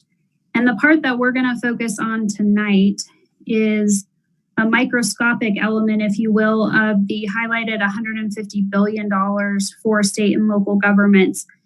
The purpose of this slide is to show you the other intended sources of the funds. So you can see that there's, I think, 5 other areas that this multi-trillion-dollar package is earmarked for. And that includes direct funds in the stimulus form to taxpayers, funding for unemployment, insurance, businesses, and we've shared information about those business programs and have been in contact with our businesses about those programs. And then certainly uses for hospitals, for ventilators and other equipment related to COVID response. Fundamentally, the CARES Act is focused on COVID-19 response efforts. Next slide. So how does the $150 billion from the federal government come down to local governments? And the intent of this slide is to show how the funding is trickling down to the local level. And so Adams County is a county that consists of 500 or more residents. And so they are a direct disbursement entity. And there are several counties in Colorado that are in this situation, in addition to Adams County. Arapahoe is one of them that's not too far from us. So the state of Colorado is receiving of this $150 billion. And I believe the state is planning on keeping that money and not sharing any of that with cities and towns. So the money that we're going to be receiving from Adams County is coming from the Adams County apportionment of this CARES funding.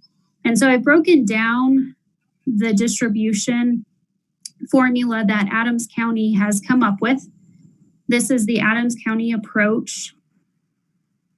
Approximately $49 million is what Adams County is planning on keeping to address needs within the county as a whole.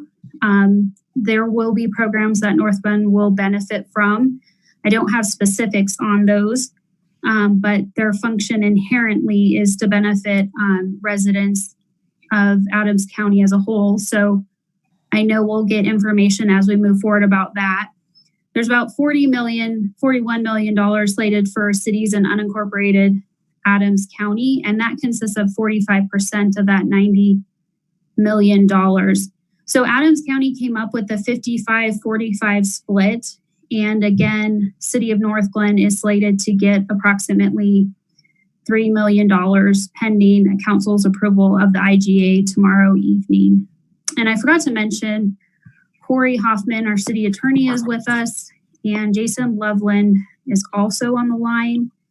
And so I may need to lean on them if you have any specific questions that I can't answer. I'm sorry, Mayor, what did you say?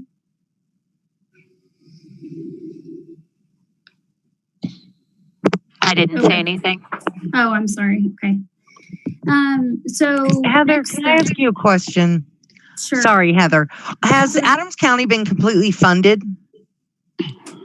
to where when we approve the IGA tomorrow, we could have our funds like we talked last week, either on what's tomorrow, Tuesday, Wednesday or Thursday? Are they funded by the state? No, so Adams County is getting their $90 million directly from the federal government. It's not coming down from the federal U.S. Treasury through the state.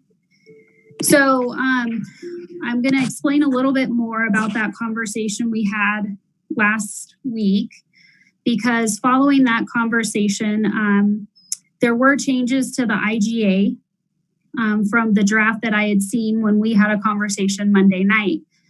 And so the draft of the IGA that's in your packet does stipulate that we'll receive our $3 million in 1/3 payments. That was a change that I believe was made to the IGA on April 29th. That's why I have that specifically in there. Now, the county Board of County Commissioners is slated to take a vote on the funding next Tuesday, which authorizes, I want to make sure I get this right, so that's why I'm walking through this. County commissioners are taking a vote to authorize Ray Gonzalez, their county manager, to disperse the funds. And so once that vote is taken, the IG is approved by City of Northglenn. The city also has a requirement in the IGA to invoice the county. So at the earliest, we could have funds in a 1/3 amount by late next week. So that did change from when I spoke with council last week. And I followed up with Ray and said, why did you change that? I just told my council what you had told me. And he said that we can blame him for changing his mind. So my apologies for that shift. But so the IGA right now stipulates that we will invoice the county, that we will have a monthly reporting requirement on how we utilize the funds, and that the payments will be made to us in 1/3 payments. What's the gap in the 1/3? Is there a specific, like, you have to wait 3 more months to get another third, or you have to wait 6 weeks, 5 weeks, 4 weeks? Has any of that been defined? No, there has been no definition around that. This is more specific. Go ahead. It is, the city invoices the county. So if the city spends its first $1 million and is starting to spend the next $1 million, it invoices the county and the county pays the money. So there's not a timing mechanism at all. The mechanism is whether the city has spent the money and can invoice the county. But does that first $1 million come to us straight out of Adams County, or do we have to invoice them after we're through giving the $1 million? So would we have to take it from our own funds, I guess is the bottom line of my question. And then what? Jason, do you want to jump in here and explain that specific piece that we were talking about earlier today? Sorry, Heather, if I'm out of order for you, I can wait. It's fine. Yeah, sure. So they're going to if you will, prepay the $1 million, as Corey mentioned. We'll send them an invoice for $1 million. We'll provide monthly reporting to show how the $1 million was used. Once we get done with that $1 million, we can then, or showing what we spent it on, we'll then invoice them for the second $1 million. So not necessarily we're not being reimbursed, I guess, to answer your question. We don't have to spend it first and then be reimbursed. Okay. Thank you. Mm-hmm. It's kind of confusing to me that, but I understand that the county made a change, but it's kind of confusing because our last call, we thought we were going to start funding this today. So I'm not bringing up the last call. I'm not doing anything like that, but I'm glad they slowed down a little bit. So we will pre-approve the disbursements, Heather. The task force will pre-approve, and then as soon as we get funded, they'll start sending it out. What, Councilmember Brown, can you be more specific about what task force you're talking about? The task force for the loan, for the grant program that met today. Yes. We will be pre-approving them, and then as soon as we get funded, possibly late at the end of next week or the next week, we will just start processing payments right out to them, right? We will. Thank you. So, just going back to the discussion that was had by the committee earlier today, I believe Debbie clarified that, if we hit the timing correctly and working with finance to get the checks cut, we're striving to be as expedient as possible on that. So I can't give you an exact date of when checks will be cut following the committee's work in approving certain grant requests, because there's the step of getting all the required documentation in place. So what I will do is make sure that I inform council of when that work is, what timelines we're working towards. Okay, that would work for me. Thank you. So I know that there's a ton of information and we are still just at the start. So if we can try, I don't know if anyone can write their questions down. We'll let Heather get through the whole thing. And then there's a ton of time for questions at the end. Are we still on this page, Heather? You can move to the next slide, Mayor. Okay.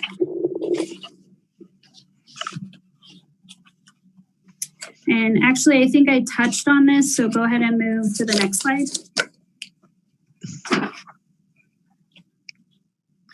We included a copy of the U.S. Treasury Guidance in your packet, and I know this isn't the most exciting reading, so I've tried to break it down into manageable pieces for our discussion this evening, and we've broken it into two frameworks: eligible uses and then ineligible city uses.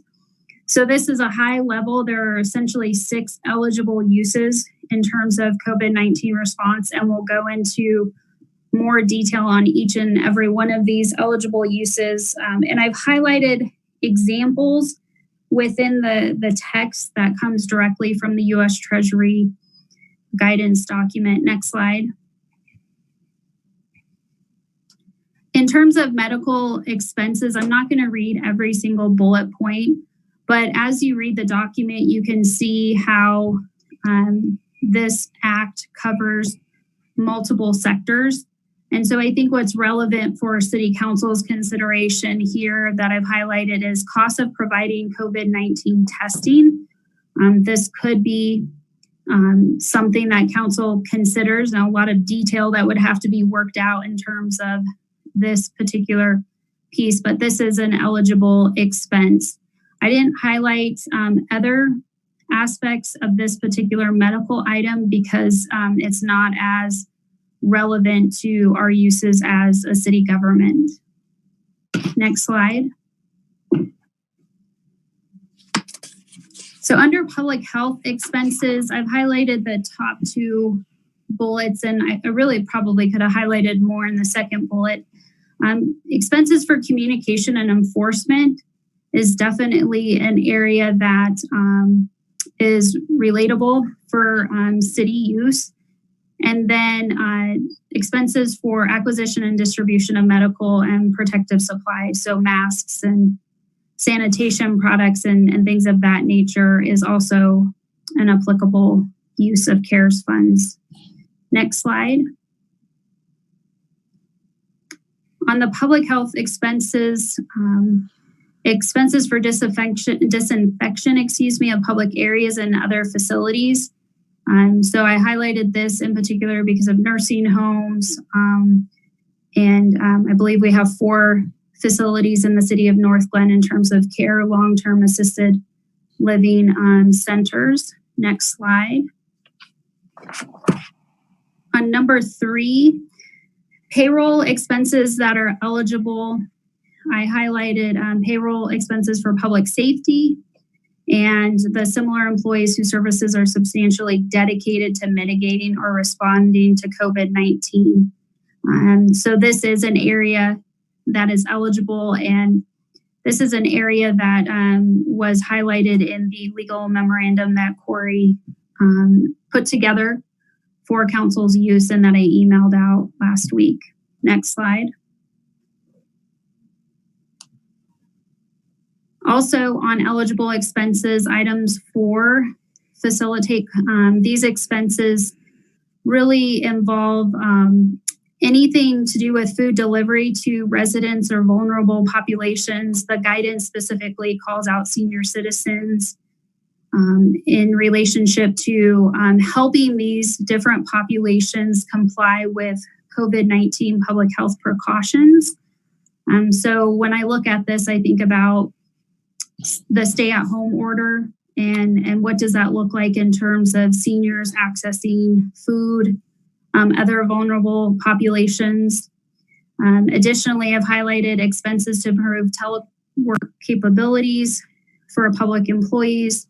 And certainly this is something that we've captured, which I'll show on a later slide in terms of eligible uses related to city operations thus far. Next slide.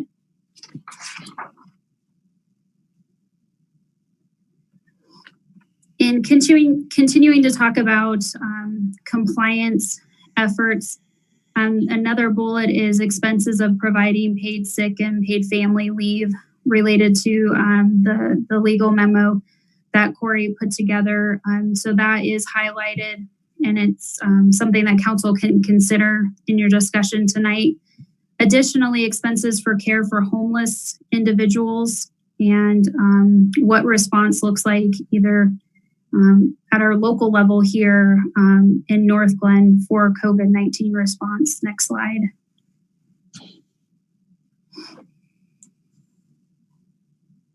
And then eligible uses number 5 hits on economic support.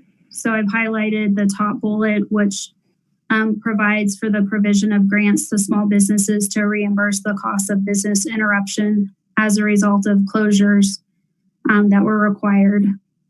Next slide. And then number 6 is really, I guess you could call it the catch-all. They refer to it as other uses such as, and I went ahead and put the full language in there that any other COVID-19 related expenses reasonably necessary to the function of government that satisfy the fund's eligibility criteria. So it's a catch-all, and I don't have any more specific guidance beyond that. So, I think those individuals who wrote the guidance did what they could do to provide the framework, but this is a catch-all to help capture anything additional that was not thought of. Corey or Jason, do you have anything to add on that piece?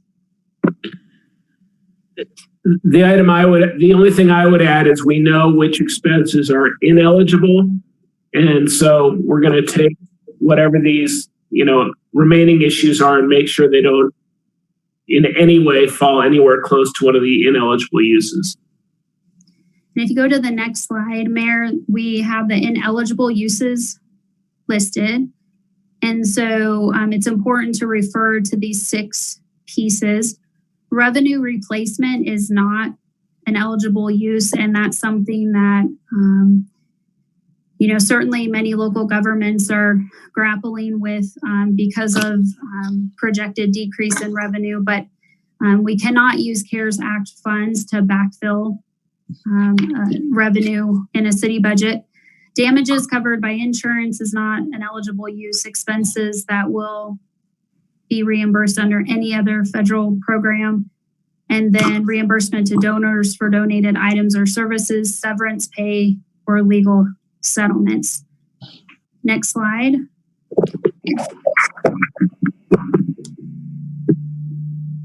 In keeping with what I just mentioned in terms of lost revenue not being eligible, Jason has gone through and identified several areas of city needs based on the work of our emergency response team. And we've listed those. So gloves, face covering, disinfection equipment, sanitation supplies, testing, and testing in a very specific, narrow sense in terms of if we need to have an employee tested that in particular with first responders, that's something that we've had done, but has not been a major expense, certainly to date. Necessary changes to the business practices. So I mentioned that telework is an eligible expense. We've done quite a bit to outfit staff with technology so they're able to work remotely. We're also in the process of making modifications to different city facilities in terms of adding sneeze guards. So you see plexiglass guards hanging from the ceiling in certain workspaces to provide an additional layer of protection in anticipation of reopening at some point in the future. And we'll talk more about that tomorrow night. And then known eligible expenses to date. We know that there's $850,000 of eligible funds through the Elevate Small Business Grant Program that qualify. And I would preface it with one of the things that I didn't mention earlier that is included in the IGA is that the city needs to spend these funds by December 4th of 2020. So the U.S. Treasury Guidance says that funds need to be spent by December 30th, but there is that sooner date identified by Adams County. And that really is built in to allow them to make sure that there's compliance with the federal requirements that they have as a direct entity receiving funding. We are also estimating that there's about $150,000 in PPE. And then I mentioned the technology. We've spent $45,000 to date. So we're making a projection. We may hit that, we may not. And then there's about $900,000 that we're projecting. This is an estimate. If making the assumption that staff returns to city facilities, non-essential staff on May 18th, that there's potentially about $900,000 of paid sick leave that we could utilize CARES Act funding for.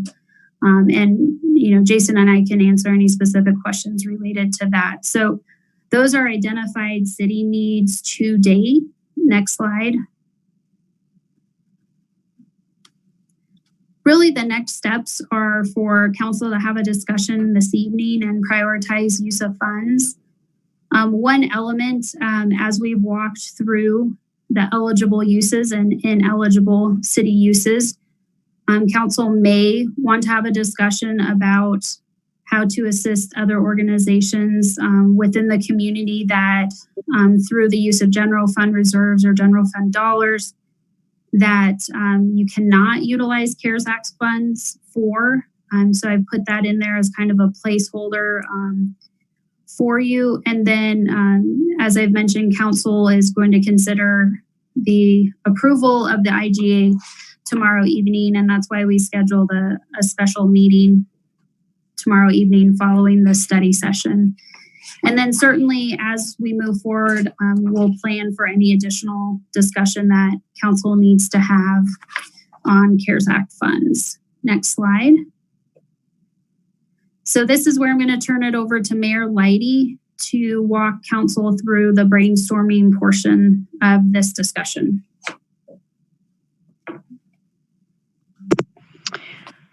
Okay, so we were going to take you through the community recovery and resilience exercise.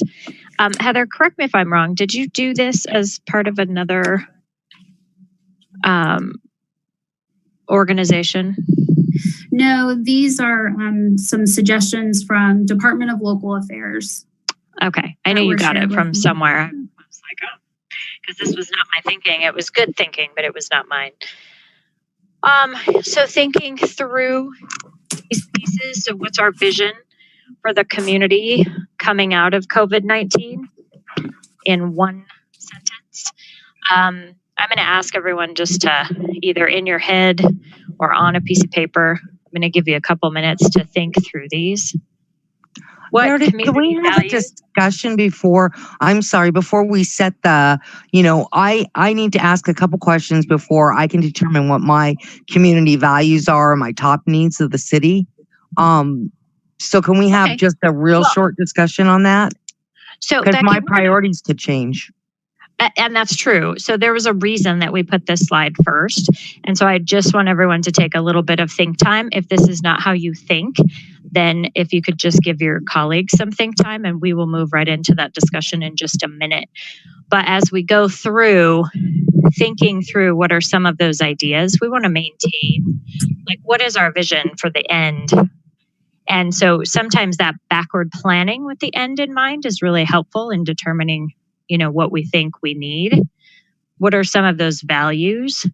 And what do you think are the top needs of the city? So Jason gave us a jump start on that, some needs of the city, but we want to make sure that we are gathering everyone's needs. So, I mean, I'm one person, but there's 8 more. So there's 9 different people on council that may have different answers for that top needs of the city. So if you don't think this way, I'm going to ask you just to press pause for a minute, continue to write down your thinking.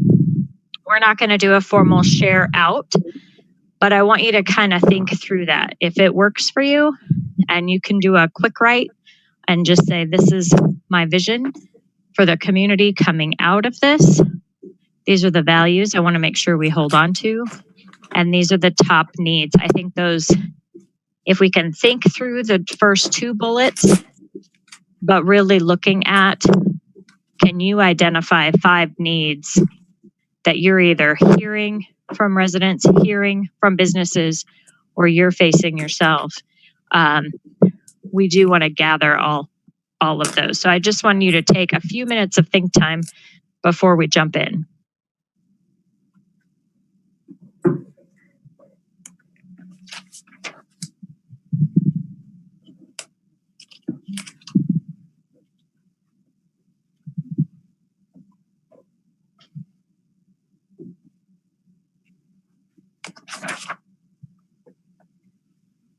So I know that Heather is very good at taking notes on council discussion, as is Joanna. So as you share some of the needs that you think we have, I know our city staff will be jotting those down. It's a harder discussion to facilitate in a virtual format. I would much rather be doing this with you. You do have the whole presentation in your packet. So if you didn't get a chance to look at it, you want to go through that. Councilmember Downing? I was just going to ask for you to put that last slide back up. That was all. Sure. Right. Sure. Thank you. Are you asking for this one? Or which ones? This one. That's it. Perfect. Thank you. You're welcome.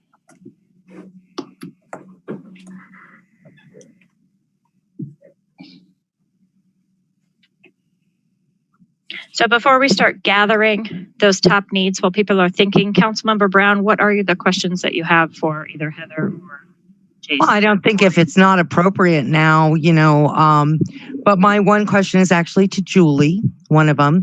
Hey, Julie, have you heard anything? I haven't, and I've been looking for it to see if the government is going to fund a separate Medicare plan for this, like they did with West Nile, and to go all the way back to Black Lung, and they have on other large illnesses like this. Have you heard anything about them? Come give me a kiss. Sorry, guys. Mwah. I haven't heard anything specific to what you're talking about, like a Black Lung program or like a 9/11 program. I haven't heard of anything specific like that, specifically for COVID. I mean, there is a lot of money being thrown out for medical expenses, especially through Medicare and Medicaid, but I don't know of a specific COVID fund, if you will. Okay, my next question is in regards to the money that we would be paying the staff that we would take out of this money. Would we, if we decided as a group to take that out of the general fund and use our COVID money in different ways, would we have time to discuss that at some point before this goes through? Councilmember Brown, are you talking about the $900,000 of potential use? Okay, Jason, can you help explain that piece? Putting on your HR director hat, interim HR director. So these are just suggestions that of costs that we're incurring, but there's no requirement that we would apply the CARES Act money to this. That's not really the question. Could we use general funds for that moving forward? Should the whole council decide that they would like to help more of our general population? We could use general funds, couldn't we? Yes. Thank you.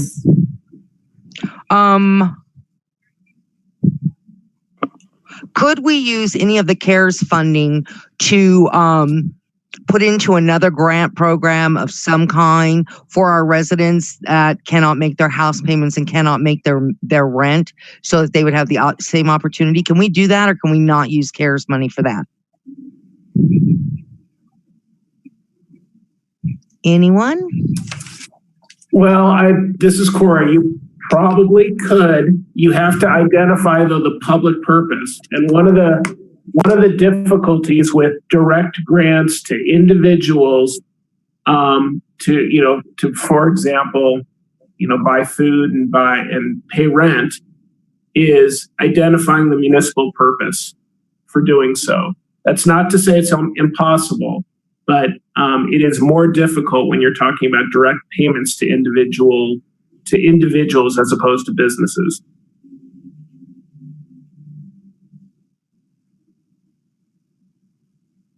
Okay. It sounds like Councilmember Wilford also has some questions. Yeah, sure. Is it okay at this time, Mayor Alighty, to ask questions about the previous? Yeah, it's totally fine. There was a purpose around putting together a brainstorming activity in this way. But if there are too many questions about the details of it and that the questions are going to hold up the brainstorm, then we might as well just ask them. But there was intention in putting together this way. But if we can get a bunch of clarifying questions before we brainstorm, that's fine. Or we can do a completely different process if that's a challenging way of thinking. So what are your questions is my point. So I'm curious, I understand that the money has to be spent by December, I think December 4th for the county and December 30th for the federal government. But I'm curious, do we have to outline a plan for how we're going to spend funding now, and does it have to be approved by any entity? No. The guidance that we have is the guidance before you this evening, and then there may be additional guidance provided by Adams County, but we don't have to create a plan and then submit it to the county. The county approves it and then tells us this is eligible or this is not eligible. That process isn't outlined in the IGA. Okay. And then on slide 29, what does revenue replacement mean? Is this specifically like Paycheck Protection or the Paycheck Protection Act? Is it something else that would inhibit us from hiring seasonal workers to do some work for our senior population or something else? No, revenue replacement specifically refers to revenue that's lost during this time. And so it's nothing to do with seasonals or anything. It's specifically revenue decline that's going to happen. We can't use CARES Act funds to backfill. So when we talk tomorrow, we're going to give you an update on our roadmap to economic recovery and share with you. And it's really in the packet that was sent out tonight where we're at with revenues in looking at March. So we can't use these dollars to put in our general fund to take care of that lost revenue. Trying to keep it simple. Does that make sense? Yeah, so the revenue replacement is primarily for the city budget only. Does it also extend to other nonprofits or residents? That guidance, there's no specific guidance at that level. But I would say, and Corey, you can jump in here. I would say based on what I've read, no, that wouldn't be an allowable use. But Corey, you jump in and. Yeah. I mean, one of the things that we're struggling with is that something may be an allowable use under the CARES Act and may still not be an allowable use under Colorado law. So any expenditure that the city of Northglenn makes under Colorado law has to have a municipal purpose. So when we're talking about, again, aid to individuals, we're going to be able to need to articulate a specific purpose in order to get there. And so it's hard to put any one of these into any individual category until we know what the particular program or ask is that we need to evaluate. Okay, thank you for that. Councilmember Goff. Oh, I'm sorry, Jenny. Were you still going? No, I apologize. No, She just that's had her hand up. So Catherine, I see you, and then Julie's next. Go ahead, Jenny. Thank you. Are we going to have time to talk about the paid leave insurance, or I'm sorry, the $900,000 for paid family leave, as well as if Adams 12 is going to continue to provide food for pickup throughout the summer? Will we have an update on that either this evening or tomorrow? We can talk about the paid family leave piece. If you're referring to Corey's memo, is that what you're talking about, Councilmember Wolford? I'm referring to the slide deck that you just shared. Okay, so that ties into the guidance that Corey has included in his legal memo. So yes, on that piece. And then I do not have a response from the school district yet on the summer programming, the lunch programming. So I did send an email last week and I have not heard a response. So I will nudge Pat Hamilton and try to get that to you. My apologies. Okay, thank you. Councilmember Goff. Thank you, Mayor.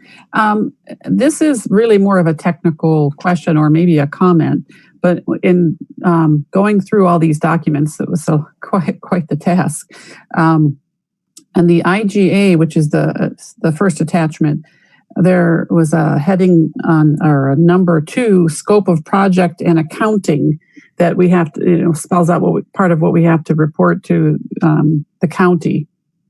And my concern is that they go into some depth about the additional federal legislation, rules and regulations that could come down the road, that things are changing, like we've already seen it already happening.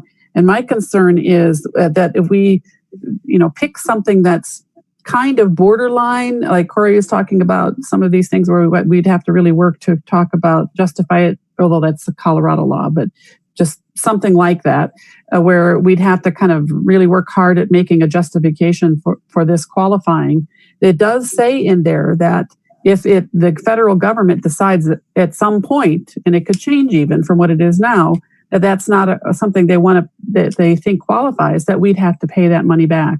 And I have heard that some municipalities are really concerned with spending any of this CARES money because of that kind of big giant question mark hanging over our heads about whether or not, the rug could be pulled out from under us. And I just wonder how much of a concern that is, or maybe if we don't know that we just all kind of keep that in mind, that, if we get too creative, which it's very sad. I mean, I really wish didn't have so many restraints, and especially changing ambiguous ones, but that there is the possibility that we may end up having to pay for it out of our own general fund. Just wanted to kind of bring that to everyone's attention. Councilmember Mullica.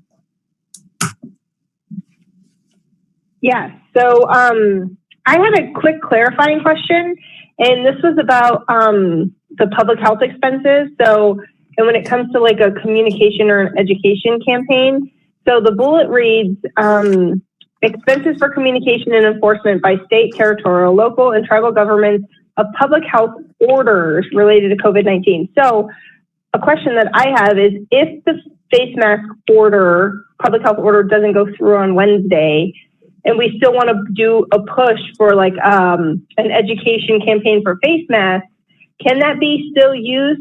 Can CARES Act money still be used because it's not a public health order?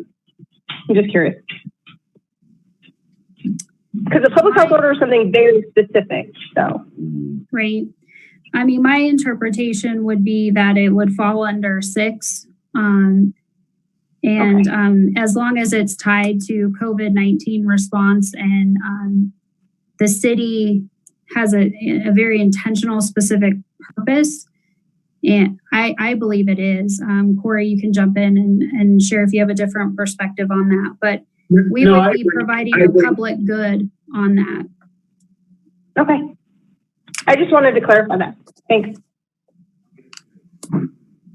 Corey, did you have something on that? No, I just said I agree with Heather. Okay. Councilmember Escobar. Thank you, Mayor. I'm just curious, and Heather and Corey, maybe you can help me out here. Where do our schools stand in this COVID-19 funding? The state's getting lots of money. Cities are getting money. Counties getting money. Are the school districts getting any money? Anybody know? Antonio, I do not know. Well, I guess this is just an opinion, but I think we have a responsibility to consider, this, at least the schools in our city and the students in that city. And, if it meant helping Adams 12 with food or computers or whatever it is we could use, I think that's something that I'd be interested in having a discussion about once we know. Thank you. The CARES Act does have a distribution for school districts. Jason, meaning that, how are they getting it? Do you know? That I don't know. I'm assuming through the state and out the districts, but a portion of the. Where do you get that? Where do you get that information from, Randall?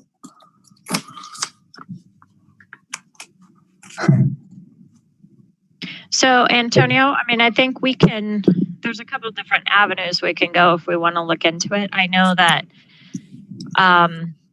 just from my job, any COVID-19 related expense. So, for example, we sent home computers with every student as soon as this started, knowing that was a risky thing to do because we sent them home without cases, without, extra protections. And so if they get lost or stolen or broken or whatever, there is a COVID-19 kind of care. I'm sure it's the CARES Act stuff. Now that has nothing to do with the fact that the state loss in revenue is going to trickle down and districts have millions of dollars in cuts that they need to make, and that is going to fall. I don't think our little 3 million is going to be able to even touch the loss that districts are going to be seeing. So, we can look into it. We can ask our CFOs at the district levels and find out. If we were to do something for Adams County, we would want to find out what the other cities are doing because we're a small piece of that larger district. But I appreciate it for sure. Corey, you're just adjusting. Yep. Okay. So would that be Heather or Jason that could reach out and find out what we could do to support schools with CARES Act versus what school districts are getting from CARES Act, just so at least we have that information for Antonio? I can do that. And Pat Hamilton, I just texted him and he said, sorry, I haven't responded to your email. He said that they will be continuing their lunch program through the end of July. Depending on funding, there may be some adjustments, but the program will continue. So I'll reach out to him tomorrow and try to schedule a time to have a conversation and get more specifics about what their funding looks like in response to Councilmember Escobar's question and the earlier questions about what the food program is going to look like as well.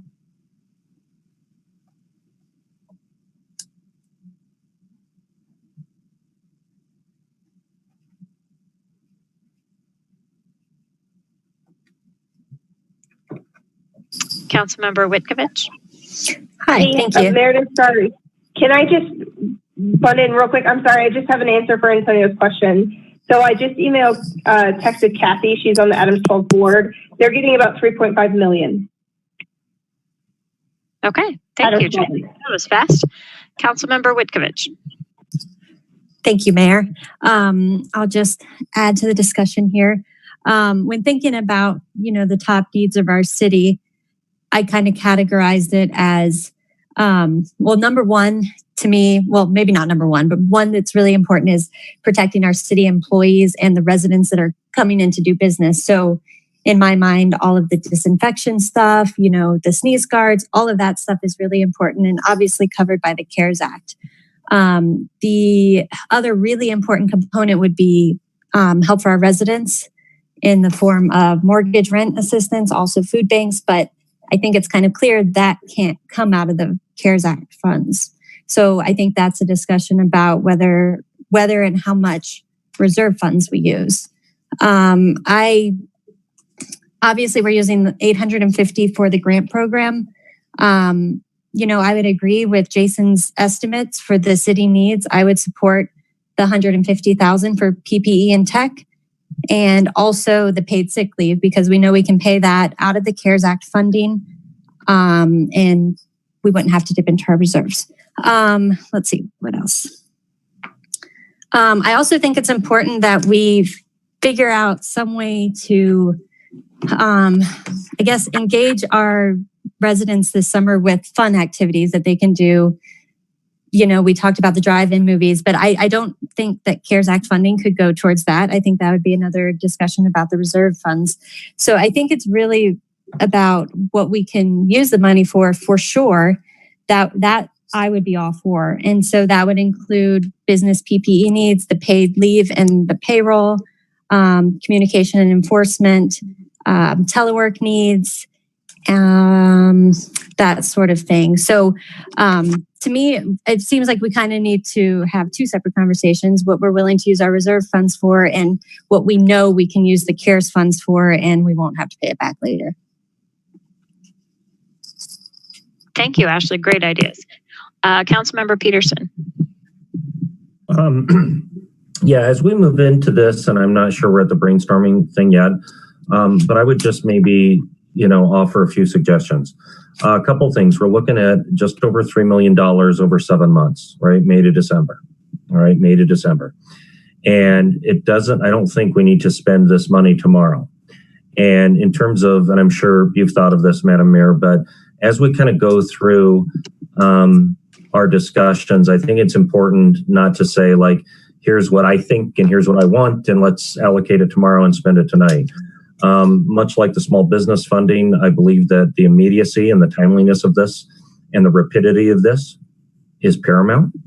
But one of the things, going back to our norms and protocols, I would love to start engaging with council members and all of us think outside the box in terms of what are some ideas maybe an idea I have is an idea that is similar to something that Antonio has, that something could be bridged together like that, right? Is there a way that we can start putting together a running list, a running concept of things that we look at in terms of how we discuss this funding, and two, how we can incorporate more than just, 9 council people have some extra money, and then how do we spend it, right? In line with our city goals and the utilitarianism of it. What can do the most good for the most amount of people? And that would be something just to maybe all of us consider as we start going forward. The other thing to consider is, especially as this is coming in thirds, especially as this is coming in thirds, one of the things it's like, as we think about this, maybe we need to think about the things that we haven't thought about in terms of what happens if and when a second wave comes. Do we want to pace this money throughout the summer or fall if need be? And so just some guiding parameters that are on my mind in terms of how we frame our brainstorm and discussion in the days and I think what's going to be, weeks going forward. But I would love to start, with whatever we do with brainstorming, is starting getting ideas from other council members about what's a need, what's a possibility, what's something that's innovative, and what's something that we can kind of look at, not debate one idea and one person's idea, but look at the whole aggregate basket to make the best informed decisions. Thank you. Councilmember Downing, did you have your hand up?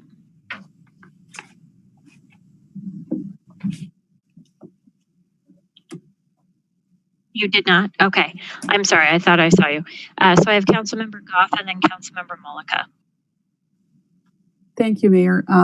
One of the things, just if we're brainstorming, to put on a list or have people keep in mind, on the news this morning, I saw an article or an event or whatever you want to call it when it's on the news, a TV news instead of the newspaper. But Castle Pines is giving out masks to its residents. And they started with their senior citizens and had a give out time for them first. And then they're just giving them out to every resident that, can drive up or contact them with proof that they live in that city. And I think the health and safety of our citizens is important. And I think it might fit under the public health expenses. I'm not exactly sure. They seem to manage to figure out how to do it. So I would like to put that on a list for people to consider. Our residents, especially seniors, and maybe it's some of these people. Like I make masks. I don't have a ton of materials and equipment to do that for like a vast amount of people, but I have been giving them to friends and family and neighbors. And it could be that people don't have access to masks. You can't hardly buy them anymore. I guess some of them are starting to come out. To be available for purchase, but then they're expensive, or you don't know if you're really going to get what you order. So I think that's something I'd like to put on there. And also, if would be a way to provide those to small businesses as they open, because if they're going to open, they have to have all this, health and safety guidelines to follow, which include masks and sanitizing equipment and all that. So I think. I think from what I understand that would be possible to do. And the other thing I'd also think that would be a benefit to our citizens and would be a great help is, and we talked a little bit about it, but if we could expand it somehow, is childcare. Because as our residents are able and do go back to work, they're going to need that, because we don't have schools not open now, and a lot of daycare centers, were closed, and we don't know, they may or may not be open. If there would be some way that we could, as a city, support that, either through our own programs, summer camp programs, we talked about things like that, or some other way. So that's what I see as some brainstorming ideas I'd like to put on the table. So thank you, Councilmember Goff. So the presentation that was put together very well by Heather Geyer, but she also went through here's the information that we need, knowing that there's going to be a lot of questions, and we're going to need to say, does this fit? Does that fit? And so that's really our place to do that. The brainstorming slides towards the end were designed to encourage us to be really kind of out of the box thinking, but we can just jump right in with, here's all the ideas we have, knowing, to Randall's point, that we don't have to spend any money tonight. We don't have to spend any money tomorrow. Tomorrow night, we have a larger budget conversation that might shed some light on how to balance some of these pieces. So we see what is eligible for CARES Act, but Councilmember Goff, I'm looking at public health for number 2, and I don't know that we could provide masks to the average resident.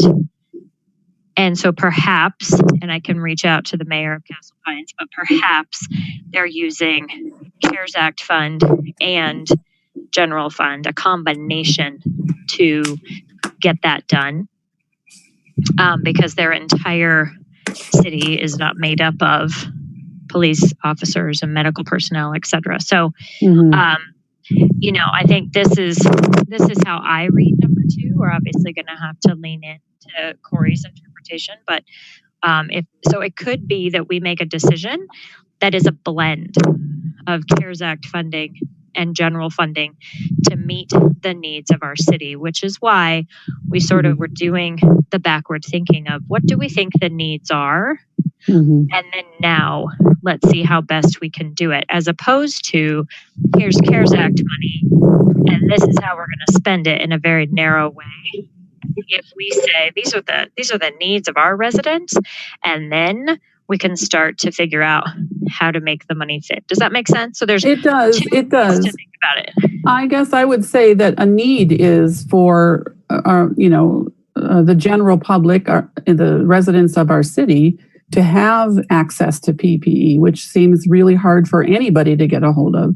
So I could word it differently, and I realize that it might not fit under 2. Maybe it could be number 6 of the other uses. Maybe it wouldn't fit at all. But that was just that's a need that I see.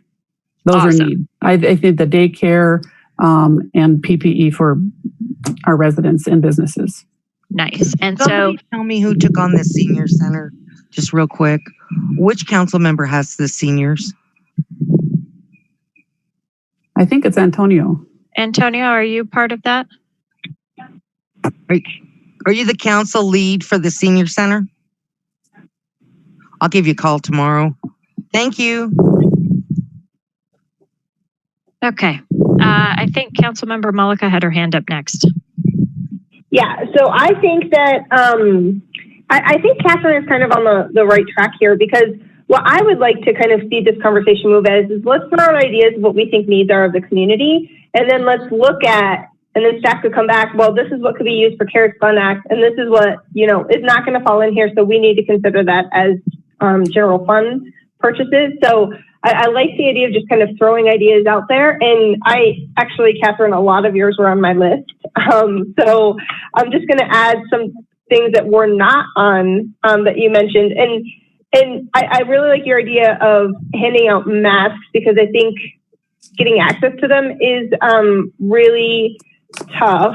One thing I did want to specify is, can we make sure, and I know, Heather, that you've been doing this, can we make sure and maybe get some information or feedback about PPE needs or any other health needs in our senior living areas? So we do have, independent livings. We have, all different kinds of senior housing currently. So how do we know what they need or what their gaps are? I think that if we could have, we did a survey for businesses. Can we do surveys for like the senior living community? I think that could just help us get a better idea of what their needs are. So that was one thing I would add. One thing I would also add, child masks are so hard to find. So just adding on to Catherine's comment, but giving out free PPE, just having a general mask is one thing, but if you have to go on Facebook and find somebody who makes masks that's for a child, that's definitely hard to find. I would really like to see a lot of education campaigns around use of face masks. And then as that messaging changes over time, right? And I would like to reserve some funds for, how do we message over the course of this next year? Because things are going to change in the fall. We're going to need to have different education campaigns. So I want to allow for some flexibility for that. And I would like to kind of tack on to Antonio's point that he made earlier, whatever we could do to help support item 12, I think that would be really helpful. I know that they're getting a huge amount of funding right now, but if there's any way that we could help them with that, I think that would be great. One thing I really think about this money is I kind of think of it as in thirds, right? Because we already spent like almost a third of it in businesses, depending on if we use the $150,000 that's going to the CEF loans from CARES Act or general fund. And then, Northglenn business itself has taken up almost $1 million. So then I really want to make sure that a good portion of this remaining $1 million goes out to helping our residents. And so that's what I really think the main focus of this $1 million that we're talking about should be. Thank you. Okay, so I have Mayor Pro Tem and then Councilmember Downing on deck. Thank you, Mayor. So I'm not going to repeat anything that has already been shared, but I'm wondering, I think that we all have a good sense of what our top needs are, whether, we've had conversations with residents or not, but I'm just wondering, we have a telephone town hall coming up on Wednesday, and I'm just wondering if there's like some sort of poll function for residents to be able to push a button and tell us what they feel like they need the most, or if there's some survey that we can create on Facebook or some other venue that helps us get a little bit more data to use so that we're not just, focusing on anecdotes. And so I'll leave that there. And then I want to shift into some of the ideas that I have. So let's see, I'm just going to list them off and then we can move on. So first, I'd love for us to think about repurposing any staff that may be available to serve as community resource navigators. So thinking about helping families and individuals, get access to the surveys they need to be able to stay in place in Northglenn during this time. And weather the storm. I know that Thornton just passed some small nonprofit grant program. While I understand we can't give, and I'm not entirely sure on this, but if we are not actually able to grant out funding, I'm not even going to go down that road. I'm just going to leave it as small nonprofit grant program, and is similar to the one that we do every year. I'd also like us to think about, could we establish a community garden where people can grow their own fresh food if they're not able to do so in their backyard? Or a program that we, help prioritize businesses, or like push out information about businesses that are food-based, and maybe we're partnering with some platform that allows us to, cover the delivery fees for that food. That way we're, continuing to get some sales tax revenue, but getting folks to eat local. I'd also be interested in hand washing stations in parks or other areas, or some, having hand sanitizer available in parks or other high traffic areas. I feel like we haven't even started to talk about some of our more vulnerable populations, like our homeless population. I would love to think about, if there's an opportunity to do a safe to sleep location where folks who are sleeping in their vehicles can have a safe place to be. And then the other thing is, I'd really love for staff to start thinking about, what employees can telework long-term, and which employees are essential to be in the office every day interacting with the public, and then, figure out if there are cuts to budgets or anything else that we may need to do to make that work. I know that the state is looking at changing up some lease agreements to cut some costs there as well. So something that we could consider as well. Thank you. Jenny, can you tell me the name of what you said? You said repurpose staff, and then you said a phrase, and I wanted to make sure I captured it. And we can call them anything, but essentially the purpose is a community resource navigator. So somebody calls in and says, you know, I'm about to be evicted.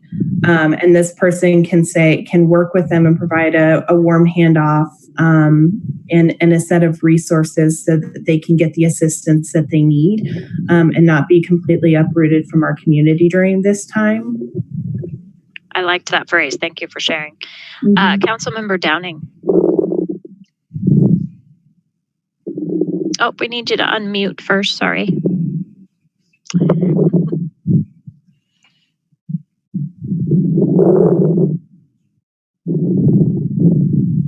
Depends on where my screen is, where I unmute. I'm sorry about that. That's okay, thanks. But I do like the idea of what Jenny said a minute ago about maybe utilizing the town hall to determine what the needs of the community are. I had actually put a note to myself saying, do we really know all the needs of what the community has? So I really do like that idea. One thing that I've been listening to, and everybody's talking about masks, and I totally support the idea that I think everybody should wear them.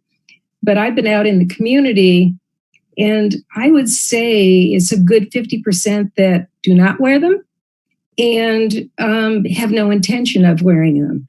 And so I don't want to spend money in the wrong place. And so somehow or another determine if that's the best way to go about it, or maybe we have to put more into the educational piece. I mean, seriously, I mean, I've been out in the community week guide and I was over at Big O, and I was the only one in the entire store that wore a mask, you know, and then as you go out and about, people are not wearing them. So it's just something to throw out.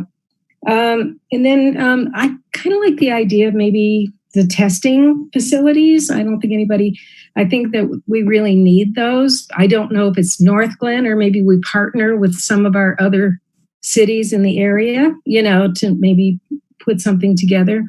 But I think that's a need to kind of, I don't know if it's regulate, but at least figure out, you know, if we have a problem going forward. So, and I like the idea about childcare too. I think childcare is a big thing right now. So that's what I have right at this moment. Thank you. So I had a question. We talked last week a little bit about I know we would have to wait until an order came down, but possibly using funding to help our businesses with signage. If they were gonna, you know, if Tri-County puts together the order, if we were able to provide the signage that says masks required at our business. So that was one that I had. Councilmember Brown, I saw your hand. I would just say great job, Jenny. Great job, Julie and Joyce. Mine do not change much from theirs. I would like for Christmas the public education piece to be really sent out to our non-English speaking residents and the education moving with that. I don't know, and this may be a HIPAA issue, but the residents that have either lost relatives in our city or the residents that were sick and were tested as positive, may not have been in the hospital, whatever. Have we looked at being able to help them and make sure that they're okay, that they don't need any needs at all? And like I said, I realize it might be a violation of HIPAA, but I'm wondering if we're doing anything for those people. I'm wondering if we could look into more Meals on Wheels. It's $3,000 a year per resident. So I would like to see if there's something that we can do with that with some of our elderly, or again, going back to those ill residents.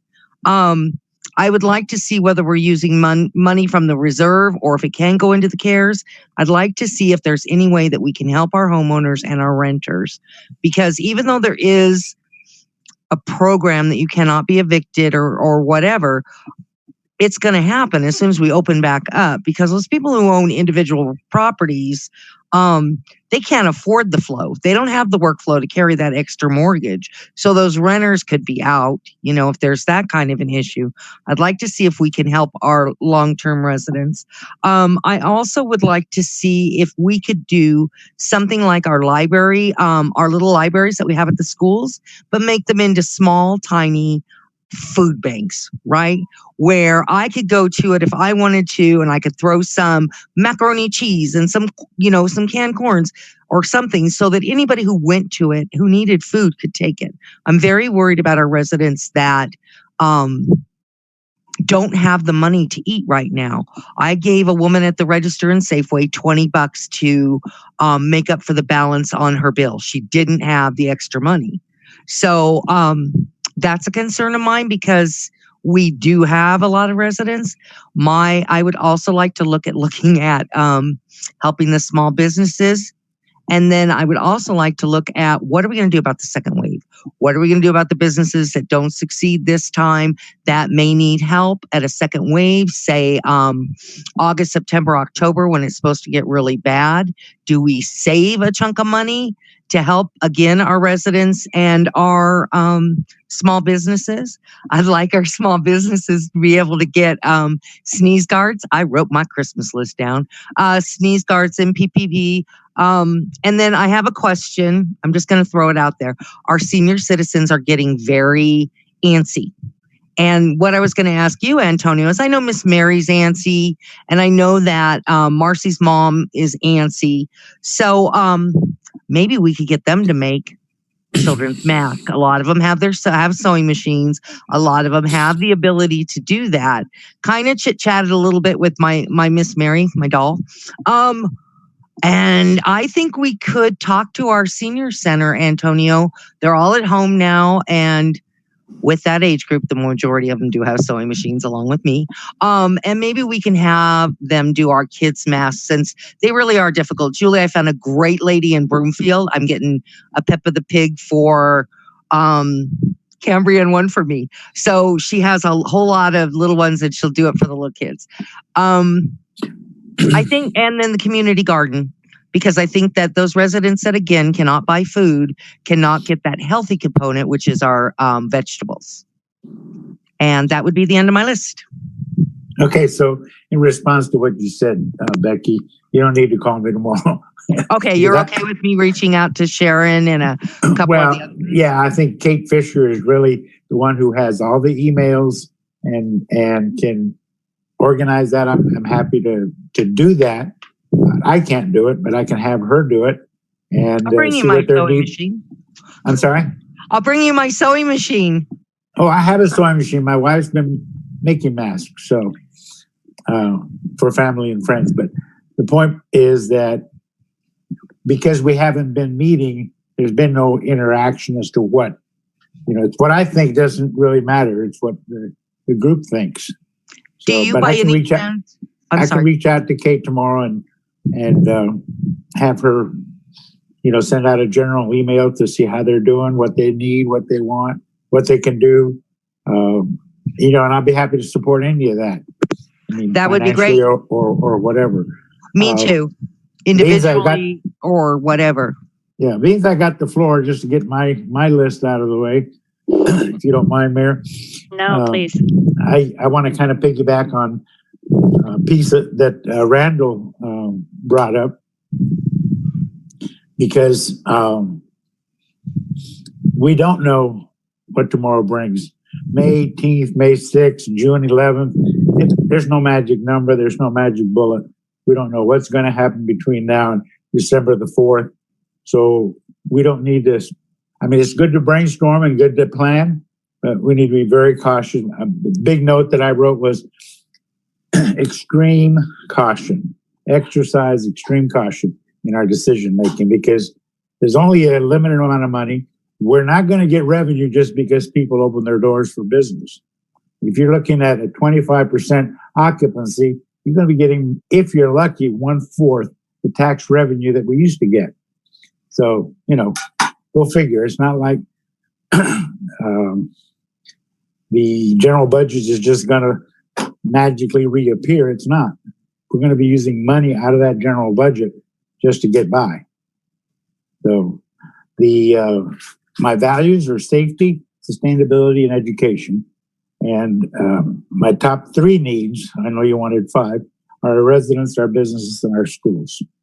And thank you. Thank you, Antonio. I appreciate that. I had a question for Julie. As you sit with Tri-County, one of my biggest questions is going to be, I fully support the order, but how long is that? Are they thinking that that's going to be in place? One of the things, so I love that we're talking about making sure every resident had a mask. I have one for myself and my 2 children. But if I go somewhere and I drop it and then I need to go somewhere else, I'm thrown on a scarf because I need more than one. And especially those disposable ones, that's my concern, is that how many do people actually need? So I went on Amazon and bought like a couple more sets for my kids and I, so that we can have some that are in the wash and I still have one to go, especially as things start opening up. If I'm required to go to work, if other people are required to go to work and wear them, they're going to need more than one. So Julie, my question is, could you just, I don't know, maybe ask that question of Tri-County, is if they're thinking this is extended, how might we support our residents if they're going to need, I just think they're going to need more than one if we're going to do this well. Yeah, I agree. And just so you guys know, the conversation really just started with the board today, and maybe a little yesterday. And so we're really looking at that meeting on Wednesday as just kind of a kicking off. Let's talk about, where do we even sit with this, and then talking about how long it would be. So yeah, I'll definitely ask the question, Meredith. Okay, thank you. So I know, Costco started today, which means that Superior started today, Boulder started today, Denver starts Wednesday. So it's inevitable for our residents as they interact in the metro area. So I still think that our residents are going to need this beyond our city, because that's just the way of the world. Ashley, we got yours. Have we heard from everybody, Randall? I think, yeah, Councilmember Peterson, sorry. Yeah, thanks very much. Not necessarily a wish list, but just fantastic suggestions from everybody. And I'm thinking about what people are saying and learning a lot and thinking about what might be good in the short term and long term. Related to that, I think Councilwoman Downing's idea on developing testing for Corona might really, really have some long-term dividends for our city and might really be addressing a need.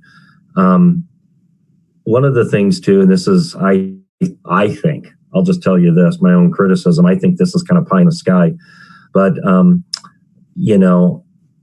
maybe we can consider or do something to where we can have some sort of a moratorium on suspending utility payments for residents for a month or something like that. I have a hunch that would be beneficial, but a small benefit that would cost a tremendous amount of money, but would kind of meet an immediacy issue and meet an equity issue. I think it's probably pie in the sky, but right now we're just talking, and I'm one of 9 that's talking and one of 9 that's listening. And so I don't have any specific wish list or anything right now, but I think we're on the right track. Thank you, Councilmember Goff. Thank you, Mayor. The issue of testing is something that I had thought about previously, but there's so much confusion around testing with the different kinds of tests that test for different things and different companies that are supplying the tests and whether or not they're reliable. So, I think eventually it would be great to do testing, a lot more testing besides just, our first responders and healthcare professionals. But I think that we need to do a bit more research on what kind of test it would be what we want to have offered. Thank you. Councilmember Mullica. And that's just on the testing piece. I'm going to speak to that just a little bit. So there are rapid tests that are SEL Health, the clinics are starting to do. The problem is the money we have isn't going to last very long. So then we'd have to prioritize who would get the test. And then you really get into a lot of, how do you provide consent? How do you provide follow-up? How do you make sure that they have a primary care contact? I mean, I really feel like going into the kind of the testing sphere could get really murky and very expensive very fast. And so I would just throw that out there as just a part of caution. I don't really know if we want to start deciding who gets tested and why and when, for what purposes, because we wouldn't have enough money to test everybody. Thank you. Corey. Mayor, if I could, the testing component, frankly, makes me pretty uncomfortable from in terms of the core functions of the municipality and going into the type of services that really are more of a health department and medical type services that the city does provide for exactly the reasons that Council was describing. Thank you. So I have Councilmember Brown and then Mayor Pro Tem. Oh, Jason, are you still on? I really liked Randall's idea about possibly foregoing utilities, which is basically just water and trash for us. But how much revenue do we get in a month? Would you be able to pull it up relatively easy, or would it take you? Because I'm worried that I don't know what the revenue impact would be on the city, but I think it sounds like a great idea. We would have to do it before the summer because of the fact that the water bills go up so high. We're at the low point of it. But do you have a number? Yeah, it's around $1 million. Thank you. Mm-hmm. Mayor Pro Tem. Thank you, Mayor. So I was, I guess, two things I want to share. First is that I was under the impression that we were not shutting off water right now as the city. And from also what I understand, based on the governor's executive order last Thursday, all utility shutoffs have been halted, I believe, at least for the next 30 days. And so once we get through that period, in the event that if utilities are able to shut off and individuals have not been paying their bills, then I'm concerned that we've got, a number of residents who may be facing shutoffs, and I'm wondering if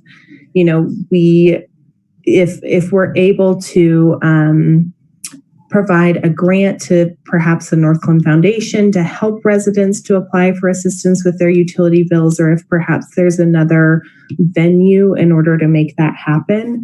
But I think the utility piece is really important, as is rent and mortgage assistance, perhaps through they used to be called Unison, but it's essentially the Adams County Housing Authority. Perhaps we could speak to them about some sort of grant program that they could oversee. But I think, in my mind, it's really important to ensure that our residents are stable and that they're not being displaced because of this pandemic, because that's truly ensuring that we're maintaining the fabric of our community for now and in the future.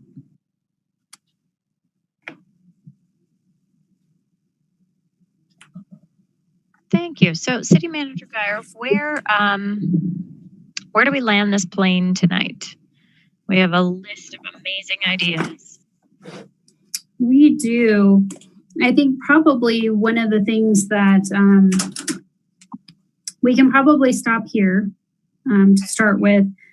Staff can compile a list of all of these ideas and maybe put them into buckets that are manageable. There's quite a bit of follow-up that staff and I need to do on different pieces, not only with the school district, but other components. And then I think the next step would be to bring this discussion back to City Council, where we provide additional information.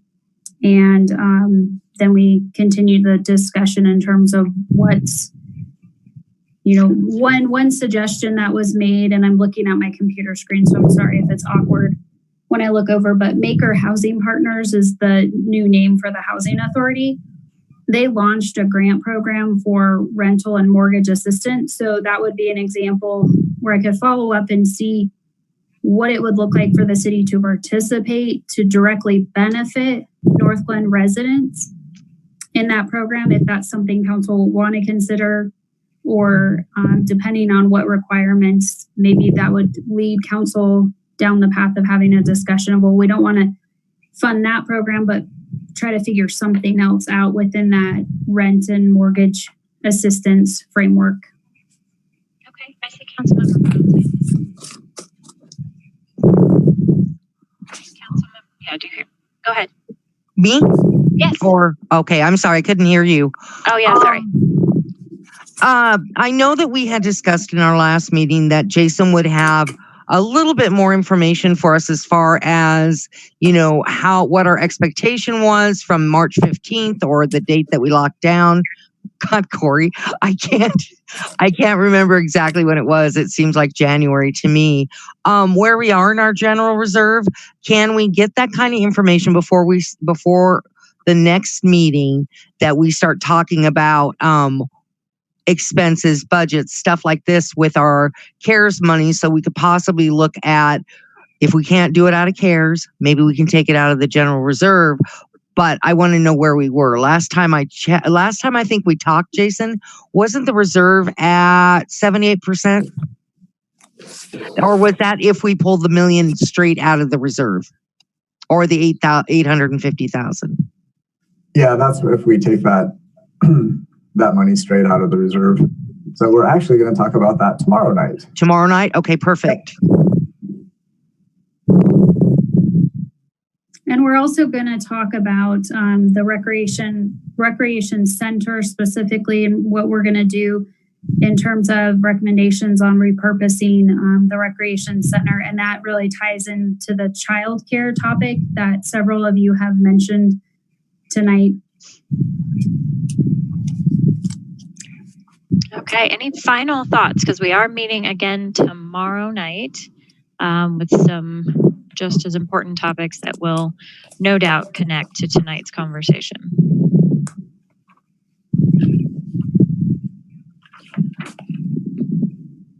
Okay, are there any other items for the council tonight? Councilmember Brown?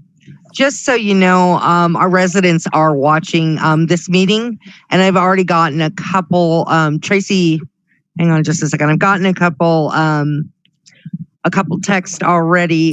Tracy Kilgore is going to talk to CPAN and see if we can get any masks, especially Julie, for the pediatric people, I hope, our kids. So she'll let me know. Yeah. And CPAN, she'll also, and I'll go up and talk to Joe too. Oh, wow. And CPAN would also like to be involved possibly with a food drive. And it looks like our residents have some really great ideas. Tracy, I love you. Join the town hall on Wednesday. Thank you. Yes, for sure. That's a great idea. Great idea. I saw Antonio. I just wanted to say thank you. It's 9:09 and it's not tomorrow. And go out and enjoy your favorite beverage. I'm buying. Very nice. Very nice. We'll bill you. They go to go now. Mayor Pro Tem. Thank you, Madam Mayor. Just based on the conversation that Becky's having remotely, as well as ones I've had with other community members, would it be possible to pull together a stakeholder conversation, and that way we're getting more information? It sounds like we've got a little bit of time to be really thoughtful with our approach. And I think, getting, again, as much information as we possibly can could be really helpful as we look to steer our ship. I think that's a great idea. And I know that Heather will work with Diana on that, but 2 or more people mentioned Wednesday's telephone town hall, and that is an awesome opportunity. And so I hope you all call in as well. But our residents, we've been having hundreds call in, and we're getting some really great questions. So we have Ray Gonzalez will be one of our guests on Wednesday, I believe, and we'll put a call out for bring us your ideas, tell us your needs, how can we help? Yeah, I think that'll be a great venue to get us started, but we'll continue to find ways to reach out. I think the other thing that I would notice, Councilmember Brown's example right now is a perfect one, is when we connect personally with our neighbors and our friends and our residents and bring those ideas collectively, that is a really great way to do it. So if you have, social media, if you're connected with your ward in a specific way, you can put that call out. We can definitely put a message out on our Northglenn Cares page, just those individual comments on how can we support you and what are your needs. That kind of person to person handoff is very important as well. Councilmember Mullica. Should we set up like a city inbox for suggestions as we're calling out? I guess I'm just trying to think of the logistics of this. If you call out on Wednesday at the town hall and say, hey, everyone send us your ideas, like how are people just going to spit them out the time? Can people respond via email or, do we send up some kind of communication, something? Could we do a distribution list in our email so that they would email Northglenn Cares at northglenn.org, and that way it's just going into one central depository for the emails? Diana? We actually just set up something called Open Town Hall. It's on our virtual town hall page where we can set up questions for residents. So if we want to just put something right on the website and promote that web address somewhere else saying, hey, tell us what you think we need, and you can have a back and forth conversation on that platform. So that's one way that we can do it. That's a new tool I just invested in so we could do some online engagement. That's awesome. Thank you. Yes, thank you. Okay, well, until tomorrow, we will see you all back here, 6 o'clock. And I wish you all a good night. We are adjourned. Have a good night. Hey.